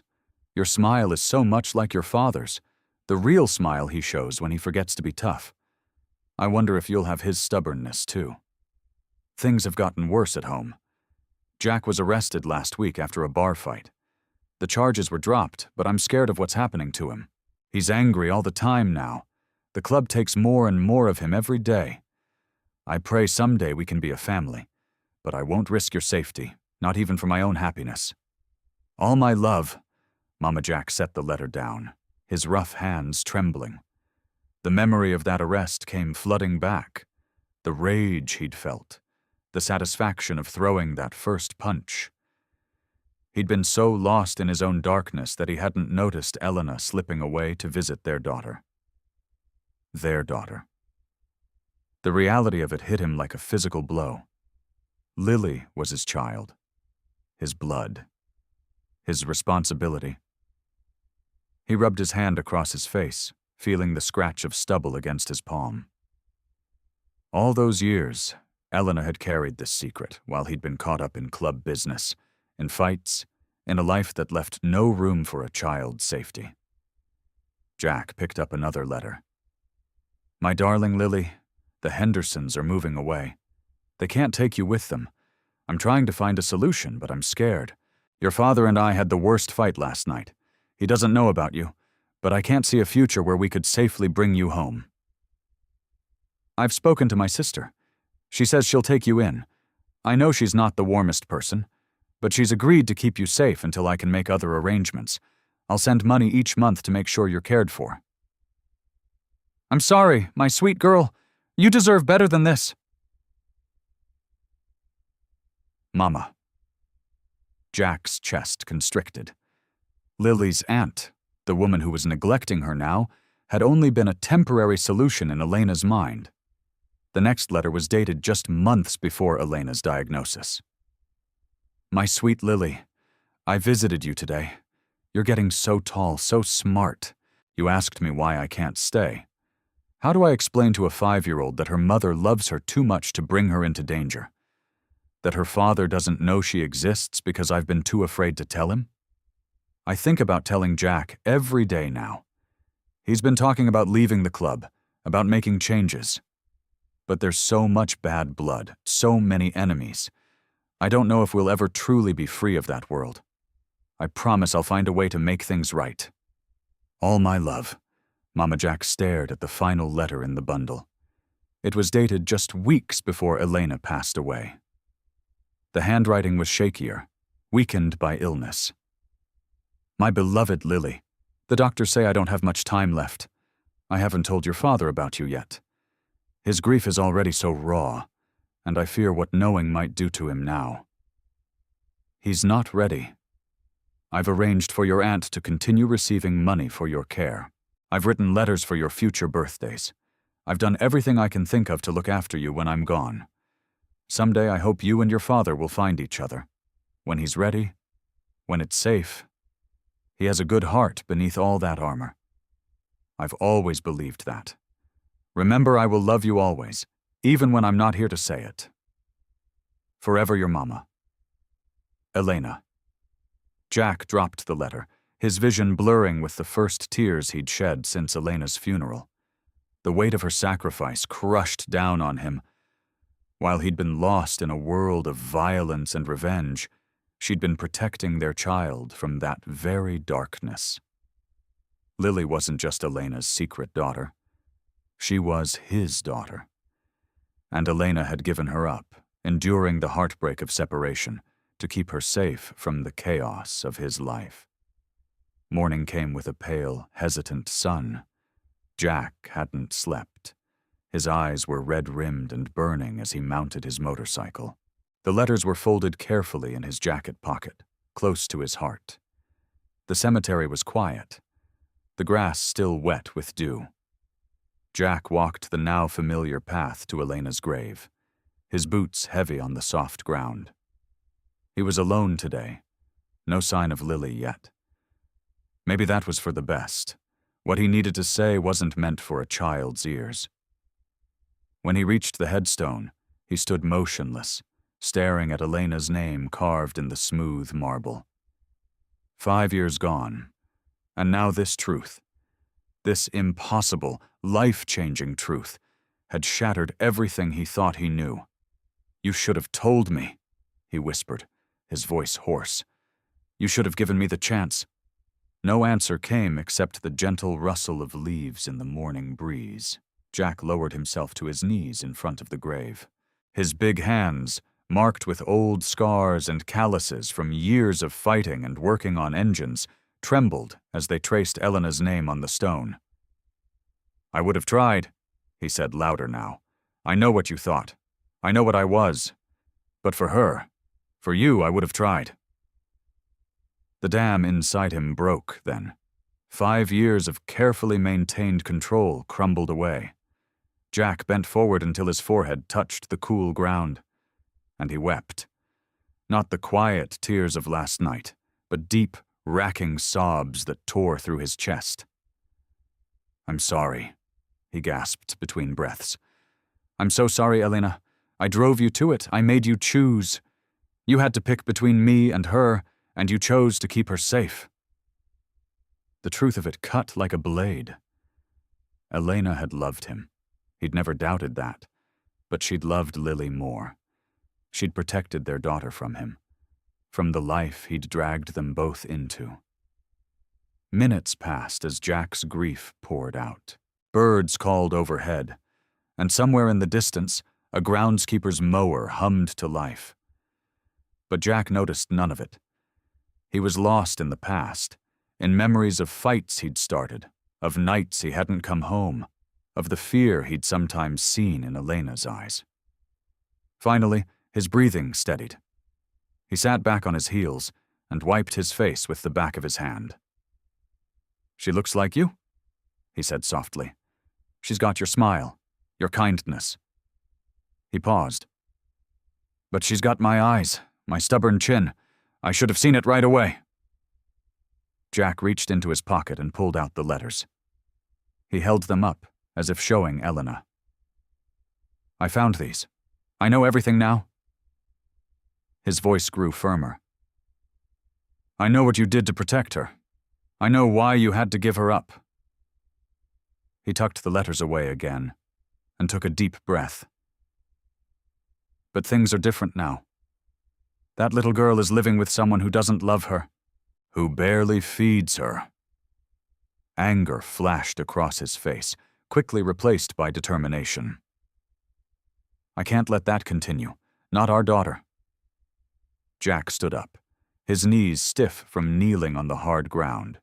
He looked down at the grave, his expression softening. "I wasn't the man you needed me to be," he said quietly. "But I swear to you, Elena, I'll be the father she needs, whatever it takes." He touched the top of the headstone gently. "The club, the fights, the drinking, it's all done, from this moment on." His voice grew stronger with each word. "I'll get a real job, a safe place for her to live. I'll learn how to be a father." A ray of sunshine broke through the clouds, warming his face. Jack closed his eyes for a moment, feeling its gentle heat. "I don't know if I deserve a second chance," he said. "But Lily deserves a father, and I'm going to make sure she has one. A good one." Jack stood straight, shoulders back, a new resolve settling into his features. The man who had entered the cemetery that morning was not the same one who now turned toward the path. In his heart, a decision had been made, a promise sworn. For Lily, for Elena, for the family he'd never known he had. Later that day, Jack waited outside Lily's school, leaning against his motorcycle. He'd traded his usual leather vest with patches for a plain black jacket. His hair was combed, and though his face still carried its weathered lines, there was something different in his eyes, a softness that hadn't been there before. When the school bell rang, children poured out the doors. Jack stood taller, scanning the faces until he spotted Lily. She was one of the last to emerge, walking alone, her backpack looking too large for her small frame. Her eyes widened when she saw him. For a moment, she froze, then walked cautiously toward him. "Mr. Jack?" she asked, confusion clear on her face. What are you doing here? He knelt down to her level, something he'd never done before. Thought you might like some ice cream, he said, his gruff voice gentler than usual. If that's okay with you. A smile bloomed slowly across her face. Really? Jack nodded. Really? They walked together to a small ice cream shop 2 blocks away. Jack kept his pace slow to match her shorter steps. He noticed how Lily kept glancing up at him, as if to make sure he was still there. Inside the shop, Lily pressed her hands against the glass display, studying the colorful flavors with serious concentration. Take your time, Jack said. You can have whatever you want. When she finally chose, strawberry with rainbow sprinkles, they sat at a small table by the window. Jack watched as she took careful, deliberate bites, savoring each one. How was school? He asked, awkwardly trying to make conversation. Lily shrugged. Okay, we learned about butterflies. She looked up at him. Did you know they start as caterpillars? They completely change. Is that right? Jack said, a small smile tugging at his lips. I guess a lot of things can change if given the chance. They finished their ice cream in comfortable silence. As they left, Jack noticed Lily shiver slightly in the cool afternoon air. Without a word, he shrugged off his jacket and draped it around her shoulders. It swallowed her completely, the sleeves hanging well past her hands, but she hugged it close. Thank you, she said softly. They walked to a nearby park. Jack sat on a bench while Lily collected colorful leaves that had fallen from the trees. She brought each one to him, explaining why she'd chosen it. This one for its perfect shape, that one for its bright red color. Jack listened with genuine interest, turning each leaf in his large hands as if examining a precious stone. These are real nice, he said. Your mom used to love fall leaves too. Lily went still. She did? Jack nodded. She'd pressed them between the pages of her books to keep them, said they were like little pieces of sunshine we could save for winter. Lily clutched her collection closer. Can we do that? Save these? Course we can, Jack said, his voice thick with emotion he tried to hide. As the afternoon light began to fade, they sat side by side on the bench. Jack had bought her a hot chocolate from a vendor, and she cradled it in both hands, the steam rising between them. My aunt says I can't see you anymore, Lily said suddenly, her eyes fixed on her drink. Jack felt his heart clench. Why's that? She says you're dangerous. Lily looked up at him then, her eyes, his eyes, searching his face. But you don't feel dangerous to me. Jack took a deep breath. I used to be, he admitted. But not anymore, and never to you. Never. Lily nodded, as if this confirmed something she already knew. She was quiet for a long moment, sipping her hot chocolate. Can I ask you something? She said finally. Anything. Can I? She hesitated, biting her lip. Can I call you Dad? The word hung in the air between them, fragile and powerful all at once. Jack felt as if someone had reached into his chest and squeezed his heart. How did you know? He whispered. Lily shrugged, suddenly shy. I just feel it. Here. She pointed to her heart. And we have the same eyes. Everyone says so. Jack swallowed hard against the lump in his throat. He reached out slowly and took her small hand in his. Yeah, he said, his voice rough with emotion. Yeah, you can call me Dad. The morning sun filtered through the blinds of Jack's small kitchen as he sat at the table, turning his cell phone over in his calloused hands. He'd barely slept, Lily's words from yesterday still echoing in his mind. Dad, such a simple word, but it carried the weight of a promise he couldn't break.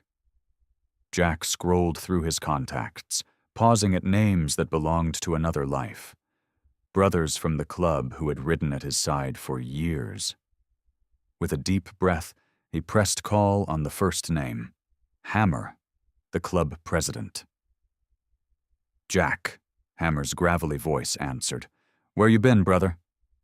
Jack's grip tightened on the phone. Need to talk, in person.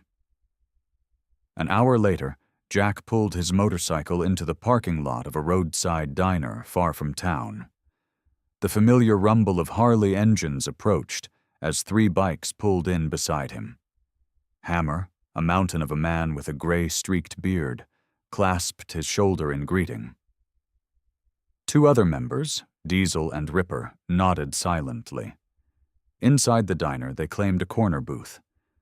Jack waited until coffee had been served before he spoke. I'm out, he said simply. Silence fell over the table. Hammer's eyes narrowed.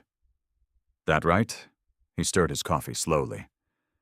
This got something to do with you ghosting club meetings these past weeks? Jack met his gaze steadily. Got a daughter. Just found out. Diesel let out a low whistle. Elena's kid. Jack nodded, his jaw tight. She needs me straight, clean. Hammer studied him for a long moment. The tension at the table could be cut with a knife. Finally, he set down his spoon with a clink against the ceramic mug. You know how this works, Jack. Club is family. Only way out is... I know, Jack interrupted. I'm not asking for exceptions, just respect. For Elena, for what I gave to the club. 15 years of loyalty, of blood and brotherhood, hung in the balance. Jack had earned his patches the hard way, had taken bullets for the men sitting across from him. Now he was asking for the hardest thing of all, a clean break. Hammer glanced at the others before leaning forward. You'll surrender your patches. Take the beating. It wasn't a question. Today, Jack agreed. His face betrayed nothing, but his heart hammered in his chest. After breakfast, they rode to the clubhouse, a rundown bar at the edge of town with a chain-link fence and security cameras. Jack parked his bike, removed his leather vest with the club insignia, and folded it carefully. Inside the fence gate, the remaining club members formed a circle. What happened next was club business, a price paid in blood and bruises for the freedom to walk away. Jack took it without a sound. When it was done, Hammer helped him to his feet. You're out, Hammer said, loud enough for all to hear. No bad blood. Jack nodded, his face swollen, ribs aching. Appreciate it. Your kid, Hammer said quietly as the others dispersed. She got what she needs? Jack wiped blood from his split lip. Working on it. By noon, Jack had cleaned himself up as best he could. He studied his reflection in his bathroom mirror. The bruises would be hard to explain to Lily, but they'd heal. The important cuts were the ones no one could see. The severing of ties that had defined him for most of his adult life. He pulled on a clean flannel shirt and jeans, wincing at the movement, and headed downtown. The employment office was a small, tired-looking building with faded posters in the windows. Inside, a middle-aged woman glanced up from her desk, her eyes widening slightly at his appearance. Can I help you? She asked cautiously. Looking for work, Jack said, his voice steady. Got mechanical skills? Construction? Whatever's available. She pushed a clipboard toward him. Fill this out. We'll see what matches. Jack stared at the form, pen hovering over the blank spaces. Previous employment, references, skills, the legitimate parts of his work history were scattered and sparse. Problem? The woman asked. Been self-employed a long time, Jack said, starting fresh. Something in his tone must have registered with her. She studied him more carefully, seeing past the bruises. Everyone deserves a second chance, she said, her voice softer. Be honest about your skills, not your past. I'll see what I can do. An hour later, Jack walked out with a referral to a local garage looking for a mechanic. By late afternoon, he stood in front of Mike's Auto Repair, a modest shop with 3 bays and the smell of motor oil and rubber. Mike, the owner, was a barrel-chested man in his 60s with grease-stained hands and skeptical eyes. He looked Jack up and down. Got experience? He asked bluntly. Built and rebuilt every engine worth knowing, Jack replied. Can fix anything with moving parts.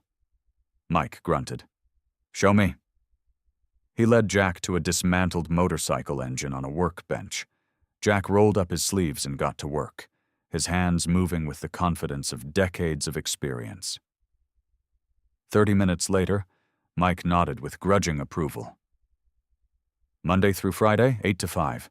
Cash on Fridays until I know you're sticking around. No drama, no trouble. That clear?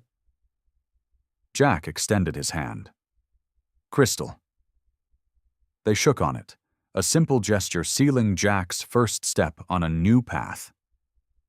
3 days after securing his job at Mike's Auto Repair, Jack sat in his truck outside a small law office downtown. His fingers drummed nervously on the steering wheel.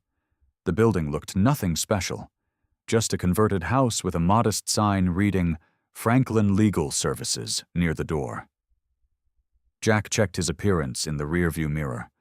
The bruises from the club farewell had faded to yellowish patches. He'd trimmed his beard and combed his hair. The button-up shirt felt stiff and foreign against his skin. You can do this, he muttered to himself before climbing out of the truck. Inside, the office smelled of coffee and paper.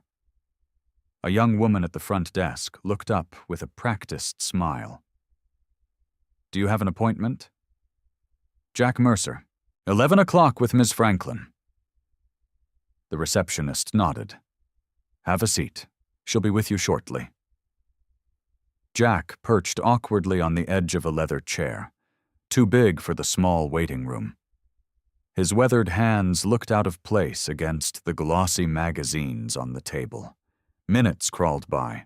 When the inner door finally opened, a woman in her 40s with dark-rimmed glasses and a no-nonsense haircut extended her hand. Mr. Mercer, I'm Patricia Franklin. Please come in.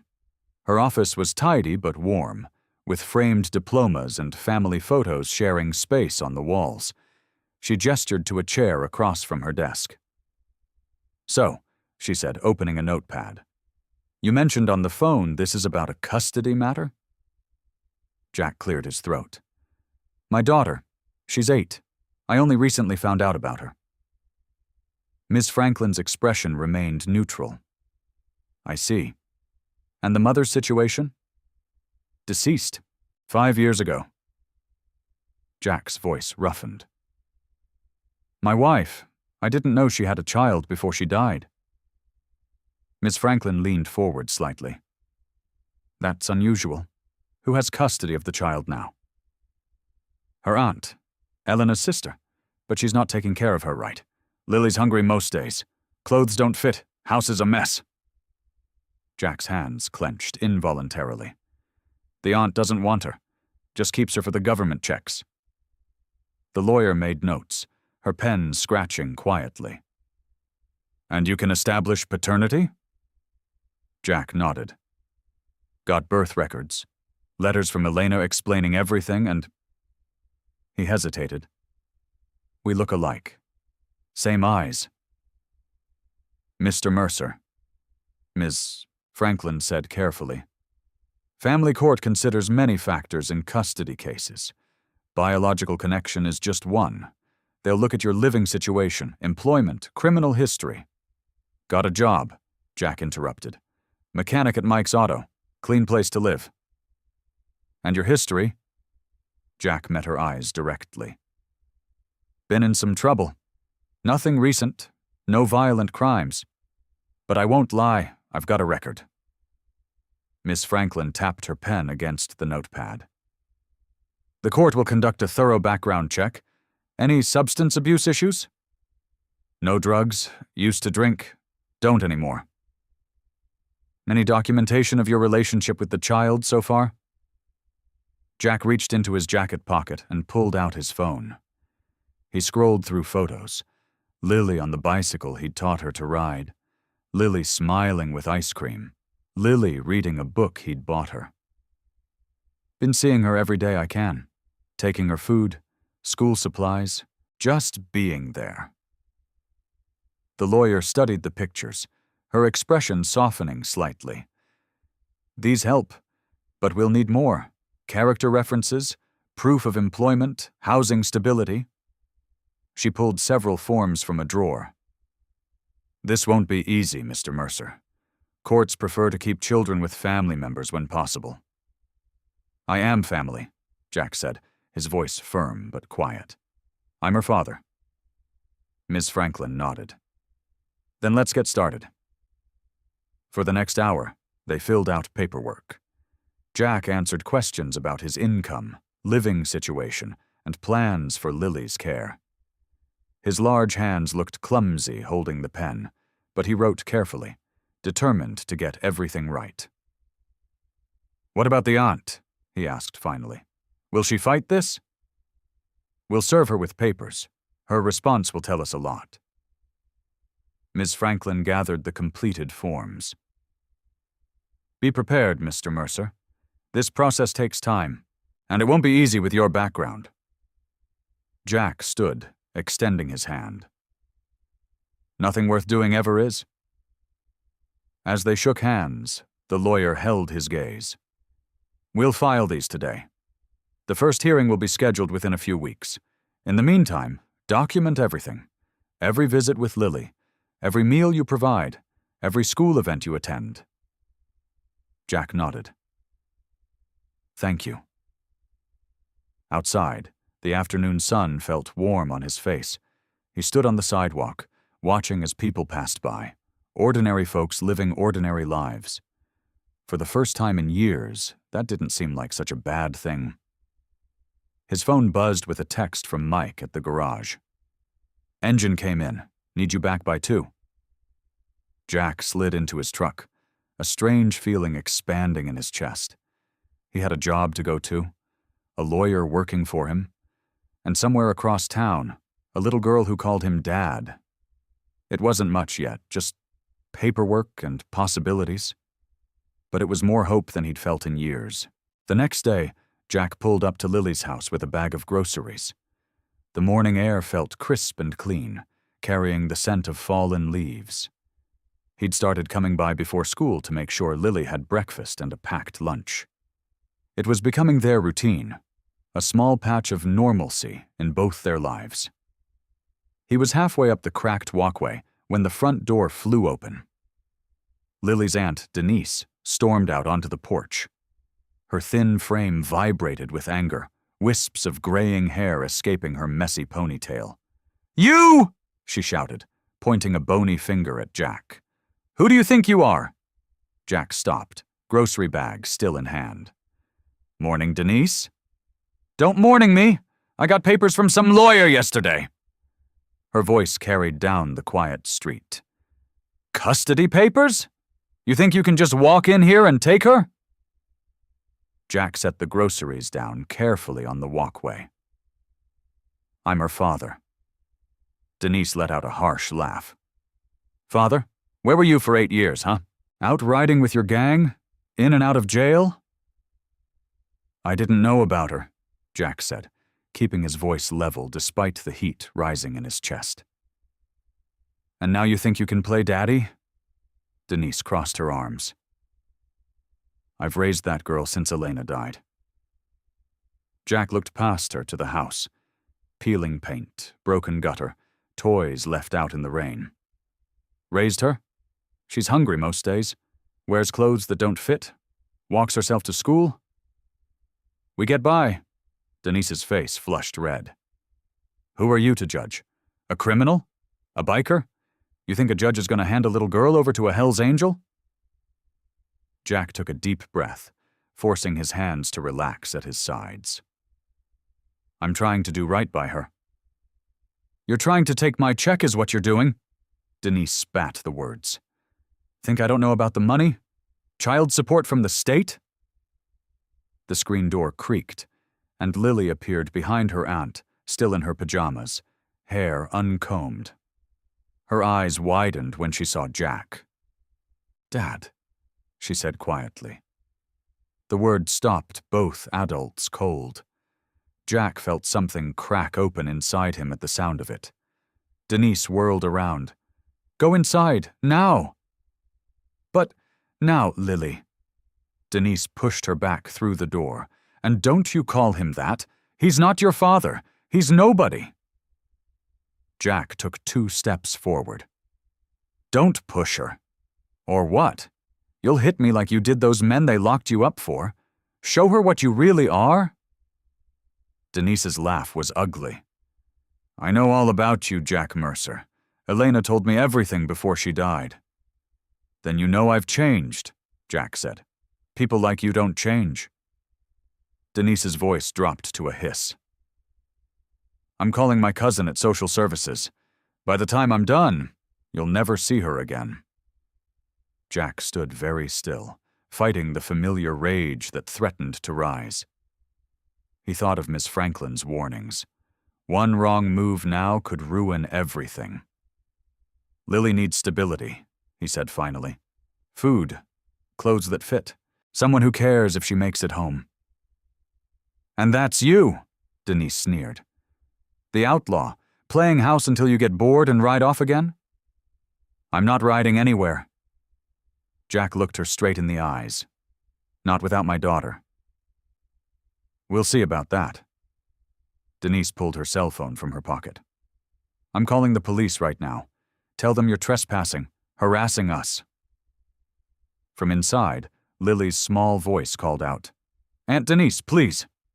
Stay inside, Denise yelled back without turning. Jack bent down and picked up the grocery bag. This is for Lily. Eggs, bread, sandwich stuff for lunch. He set it on the bottom step and backed away. Take your charity and get out, Denise snarled, already dialing her phone. I'll be back tomorrow, Jack said calmly, and the next day, and I'll keep coming back because that's what fathers do. He walked to his truck as Denise's angry voice followed him, speaking rapidly into the phone. In his rearview mirror, he saw Lily's small face appear in the window, her palm pressed against the glass. Jack lifted his hand in a small wave before driving away. Jack tugged at his collar, the tie feeling like a noose around his neck. The courthouse hallway buzzed with quiet conversations and the shuffle of papers. His lawyer, Miss Franklin, stood beside him, reviewing notes one last time. Remember what we discussed, she said in a low voice. Answer honestly but briefly. Don't volunteer information. And whatever happens, keep my temper, Jack finished for her. He'd worn the only suit he owned, purchased years ago for Elena's funeral. It fit tighter across the shoulders now, the fabric strained and uncomfortable. Jack caught sight of Lily at the far end of the hall. She wore a dress he'd never seen before, her hair neatly braided. Denise gripped her hand tightly, speaking to a stern-looking woman in a business suit. When Lily spotted him, her face brightened, but Denise quickly tugged her in the opposite direction. Ms. Franklin touched his arm. It's time. The courtroom felt too bright, too clean. Jack's boots echoed against the polished floor as he made his way to the front. He couldn't remember the last time he'd been in a courtroom where he wasn't the accused. This time felt worse somehow. Judge Harriman, a woman in her 60s with silver hair and sharp eyes, looked up from her papers as everyone settled into place. This is a custody hearing regarding Lily Elena Mercer, she announced. Let's proceed.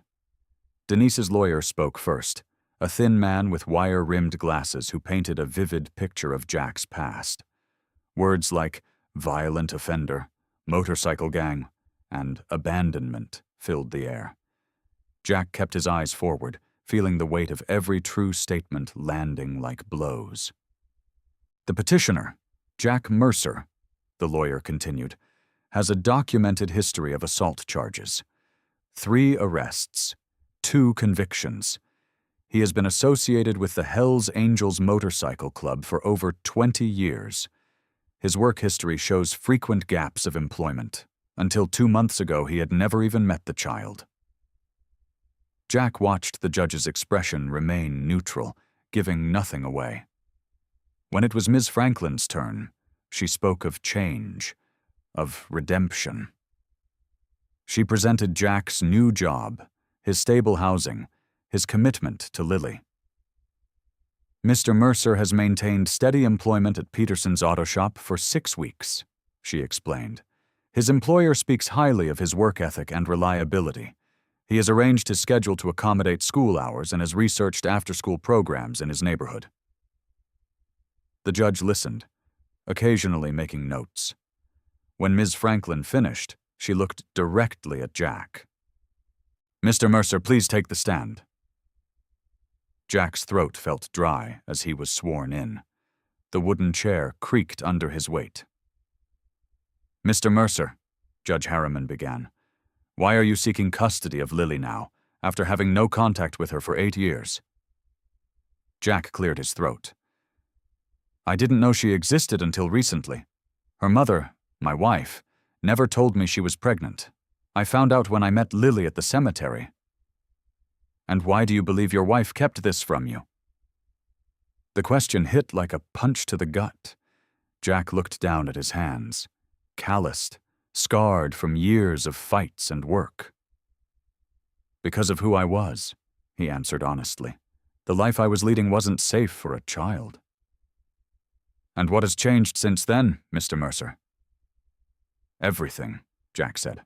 "I'm not that man anymore." The judge studied him. "Your past suggests otherwise. People don't transform overnight." "It hasn't been overnight," Jack said quietly. "It's been 5 years since Elena died. 5 years of trying to figure out who I am without her. Meeting Lily, it gave me something to live for again." The state-appointed social worker testified next, describing her home visits to both residences. She spoke of Denise's adequate, if modest, care and expressed concerns about Jack's limited parenting experience and problematic social connections. When Lily was briefly brought in to speak privately with the judge, Jack's heart pounded so hard he thought it might break through his ribs. The small conference lasted only 10 minutes before Lily was escorted out again, her eyes seeking Jack's with a fearful question he couldn't answer.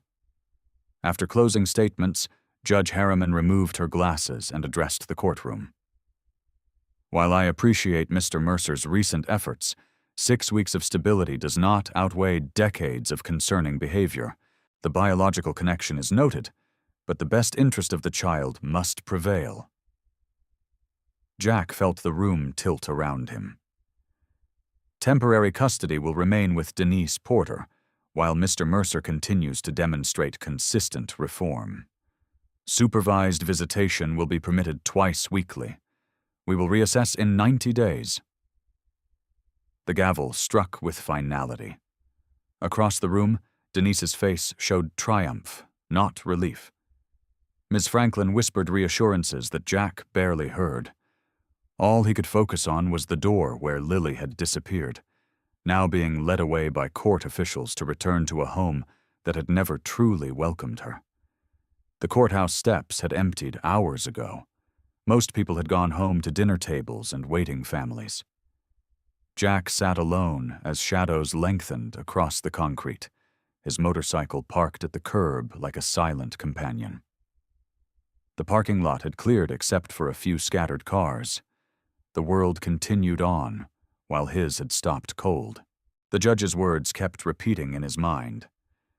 Temporary custody will remain with Denise Porter. Temporary. The word should have offered hope, but right now it felt like a mountain he couldn't climb. 90 days seemed forever, when each minute without Lily ached like an open wound.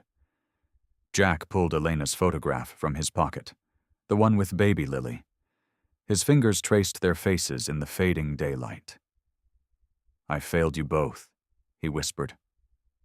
A chill wind kicked up, rustling fallen leaves across the courthouse steps.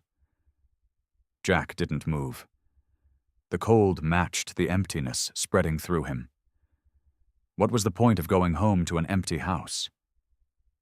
The silence would only remind him of what he'd lost. The street lamps flickered on, casting pools of yellow light.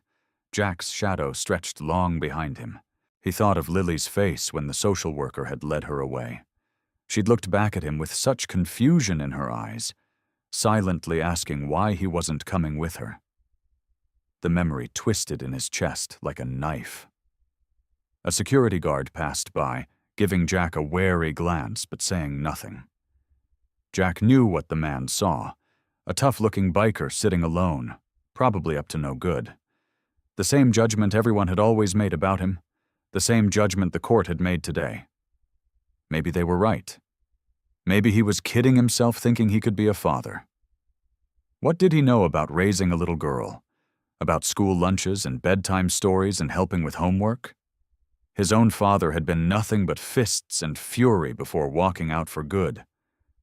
Jack had no model to follow, no example of what being a good father even looked like.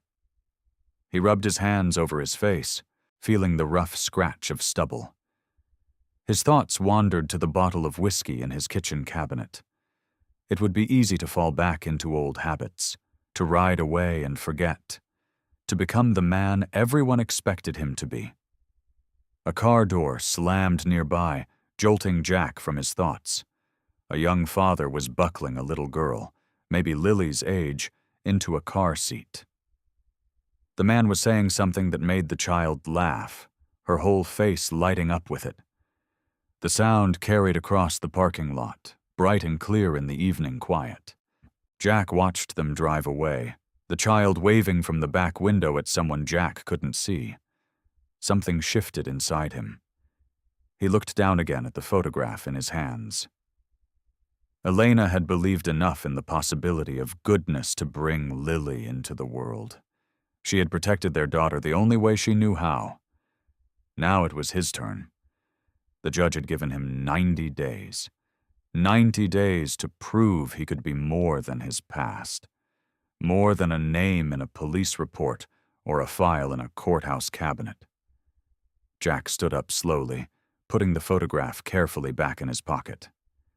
The pain was still there, the loss still raw, but something else was growing alongside it.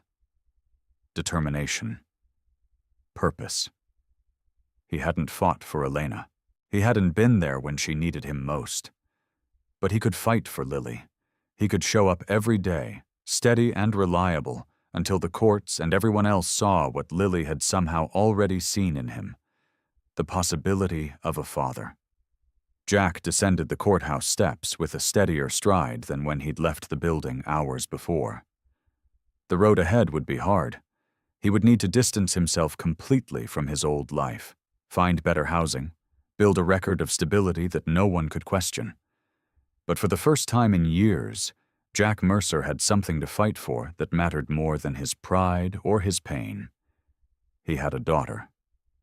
And no matter how long it took, he would earn the right to be called her father. The morning after the courthouse, Jack woke before dawn. His eyes were gritty from lack of sleep, but his mind was clear. He showered, shaved his usual stubble completely clean, and put on the only button-down shirt he owned. The man in the mirror looked different, vulnerable, but determined. His first stop was Marla Bennett's office. As Lily's assigned social worker, she held significant influence over what happened next. The small waiting room was empty when Jack arrived. He sat stiffly in a plastic chair, turning his motorcycle helmet in his hands. When Marla called him in, her expression was guarded, but not unkind. "I didn't expect to see you so soon, Mr. Mercer," she said, gesturing to the chair across from her desk. Jack sat down, back straight. "I need to know what it takes to get Lily back." Marla studied him for a long moment. The court has concerns about your history, your living situation, and your ability to provide stability. Tell me what to fix. I'll do it. The social worker tilted her head slightly. Why now, Mr. Mercer? You didn't know about Lily until recently. You could walk away, go back to your life. Jack looked down at his hands. Rough, calloused hands that had done plenty of damage in their time. Because she's my daughter, and because I've spent too many years walking away from things that mattered. Something in Marla's expression softened. She opened a drawer and pulled out a folder. Here's what you'll need to demonstrate. By afternoon, Jack had a list. Steady employment, suitable housing, character references, documentation of his break from negative associations, parenting classes. It seemed impossible. But then he thought of Lily's small hand in his as he'd taught her to ride the bicycle. His next stop was Mike's auto shop. Mike Donovan had given Jack occasional work over the years, no questions asked. Now Jack needed more. Full time? Mike scratched his beard, eyeing Jack. No more disappearing for weeks? No more showing up smelling like whiskey? Those days are done, Jack said. Why now?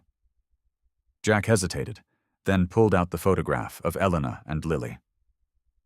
I've got a daughter. Mike studied the picture, then looked at Jack with new eyes. Start Monday, 6 a.m. sharp. The apartment came next, a small 2-bedroom above a hardware store. Nothing fancy but clean, with a bedroom that would be perfect for Lily. Jack signed the lease the same day, emptying much of his savings for the deposit. The hardest visit came the following morning. Jack parked his motorcycle outside the Broken Spoke, the bar where his club brothers gathered. Inside, cigarette smoke hung thick in the air. Conversation stopped when he entered. Denny, the club president, approached with narrowed eyes. Hear you've been scarce, Iron Jack. Jack met his gaze steadily. I'm stepping back, Denny. Got family matters. A tense silence followed. Jack knew what stepping back meant. You were either all in with the club, or you weren't. There was no middle ground. Denny's gaze hardened. Family, huh? Jack nodded once. To everyone's surprise, Denny's expression shifted. You know where to find us if you need something. It wasn't approval, exactly, but it was as close to a blessing as Jack would get. As the week progressed, Jack filled his new apartment with second-hand furniture, enrolled in parenting classes at the community center, and worked extra hours at the garage. Each night, he added documents to a growing folder labeled Custody. By the weekend, he'd enlisted Ben, an old army buddy who'd gone straight years before, to write a character reference. The manager at his apartment building agreed to add another. Even Marla Bennett seemed cautiously impressed by his progress when she came for a home inspection. You've been busy, she noted, walking through the small bedroom he'd set up for Lily, complete with colorful bedding and a bookshelf. Will it be enough? Jack asked.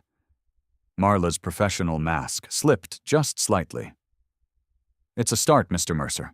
A very good start.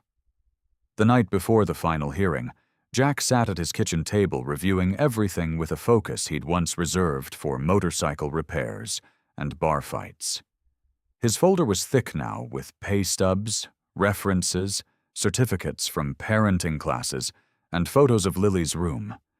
He would face the same judge tomorrow, the same court that had seen only his past. This time, he had evidence of his future. The courthouse loomed gray and imposing under morning clouds. Jack straightened his tie, a skill he'd had to relearn the night before, and checked his watch. He was 30 minutes early, exactly as planned. Inside, the polished hallways echoed with his footsteps. He carried a worn leather folder containing all his documentation, proof of employment, housing, character references, and certificates from parenting classes. Each paper represented a step away from his old life and toward Lily. Jack spotted Ben, his army buddy, waiting on a wooden bench. Ben stood, extending his hand. "You clean up good, Mercer," he said, with a smile that couldn't quite hide his concern. "Thanks for coming," Jack replied, his voice rougher than usual. "Means a lot." More supporters arrived. Mike from the garage, wearing an ill-fitting sports jacket. Marla Bennett, the social worker, nodding professionally but with encouragement in her eyes. Even Mrs. Winters from the apartment building had come, her gray hair neatly pinned back, clutching her purse like armor. When the courtroom doors opened, Jack took a deep breath. The same room where he'd lost Lily days before now had to become the place he'd win her back. Judge Harriet Carlton entered, her expression giving nothing away. Jack saw Lily's aunt slouched in the front row with her lawyer, shooting him a hateful glare. But it was the small figure beside the court officer that made his heart stop. Lily, looking tiny and pale in a faded dress, her stuffed rabbit clutched tightly against her chest. Their eyes met across the room. Jack wanted to go to her, but instead gave her a small smile. She didn't smile back, but her eyes stayed fixed on him, wide and hopeful. The proceedings began with formal introductions. The aunt's lawyer spoke first, emphasizing Jack's dangerous associations and criminal history. Jack kept his eyes forward, his face calm despite the burning in his chest. When his turn came, Jack's lawyer presented the documentation they'd gathered. Jack listened as each piece of his new life was laid out for the judge: steady employment, suitable housing, character references, parenting classes completed. Then the judge looked directly at Jack. "Mr. Mercer, I'd like to hear from you personally. Why should this court grant you custody of Lily Mercer?" Jack stood. The room fell silent. "Your Honor, I won't pretend I've been a good man." His voice was steady, despite the hammering in his chest. "I've made choices I'm not proud of, spent years with people who didn't always do right." He glanced at Lily, then back to the judge. "I didn't know about my daughter until recently. Her mother, my wife, made a choice to protect her from the life I was living. She was right to do it." Jack's hands rested on the table in front of him. "I can't change my past, but I'm standing here asking for the chance to change her future." He gestured toward the folder. "Everything in there shows what I've done these past weeks, but what matters most is what I'll do for the rest of my life." His voice grew stronger. "I'll keep her safe. I'll give her stability. I'll be the father she deserves, not the man I was." The judge studied him for a long moment. "And your associations with the motorcycle club?" "Ended, Your Honor. I've stepped back completely." "That couldn't have been easy?" Jack nodded once. "Nothing worth doing ever is." Judge Carlton turned her attention to the reports, reading silently. The courtroom remained hushed. Jack could feel Lily watching him, could sense the weight of this moment for both of them.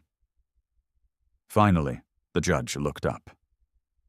"Mr. Mercer, this court recognizes the significant steps you've taken in a remarkably short time. Your commitment appears genuine." She paused. "More importantly, the child welfare assessment indicates Lily would thrive better in your care than in her current placement." Jack held his breath.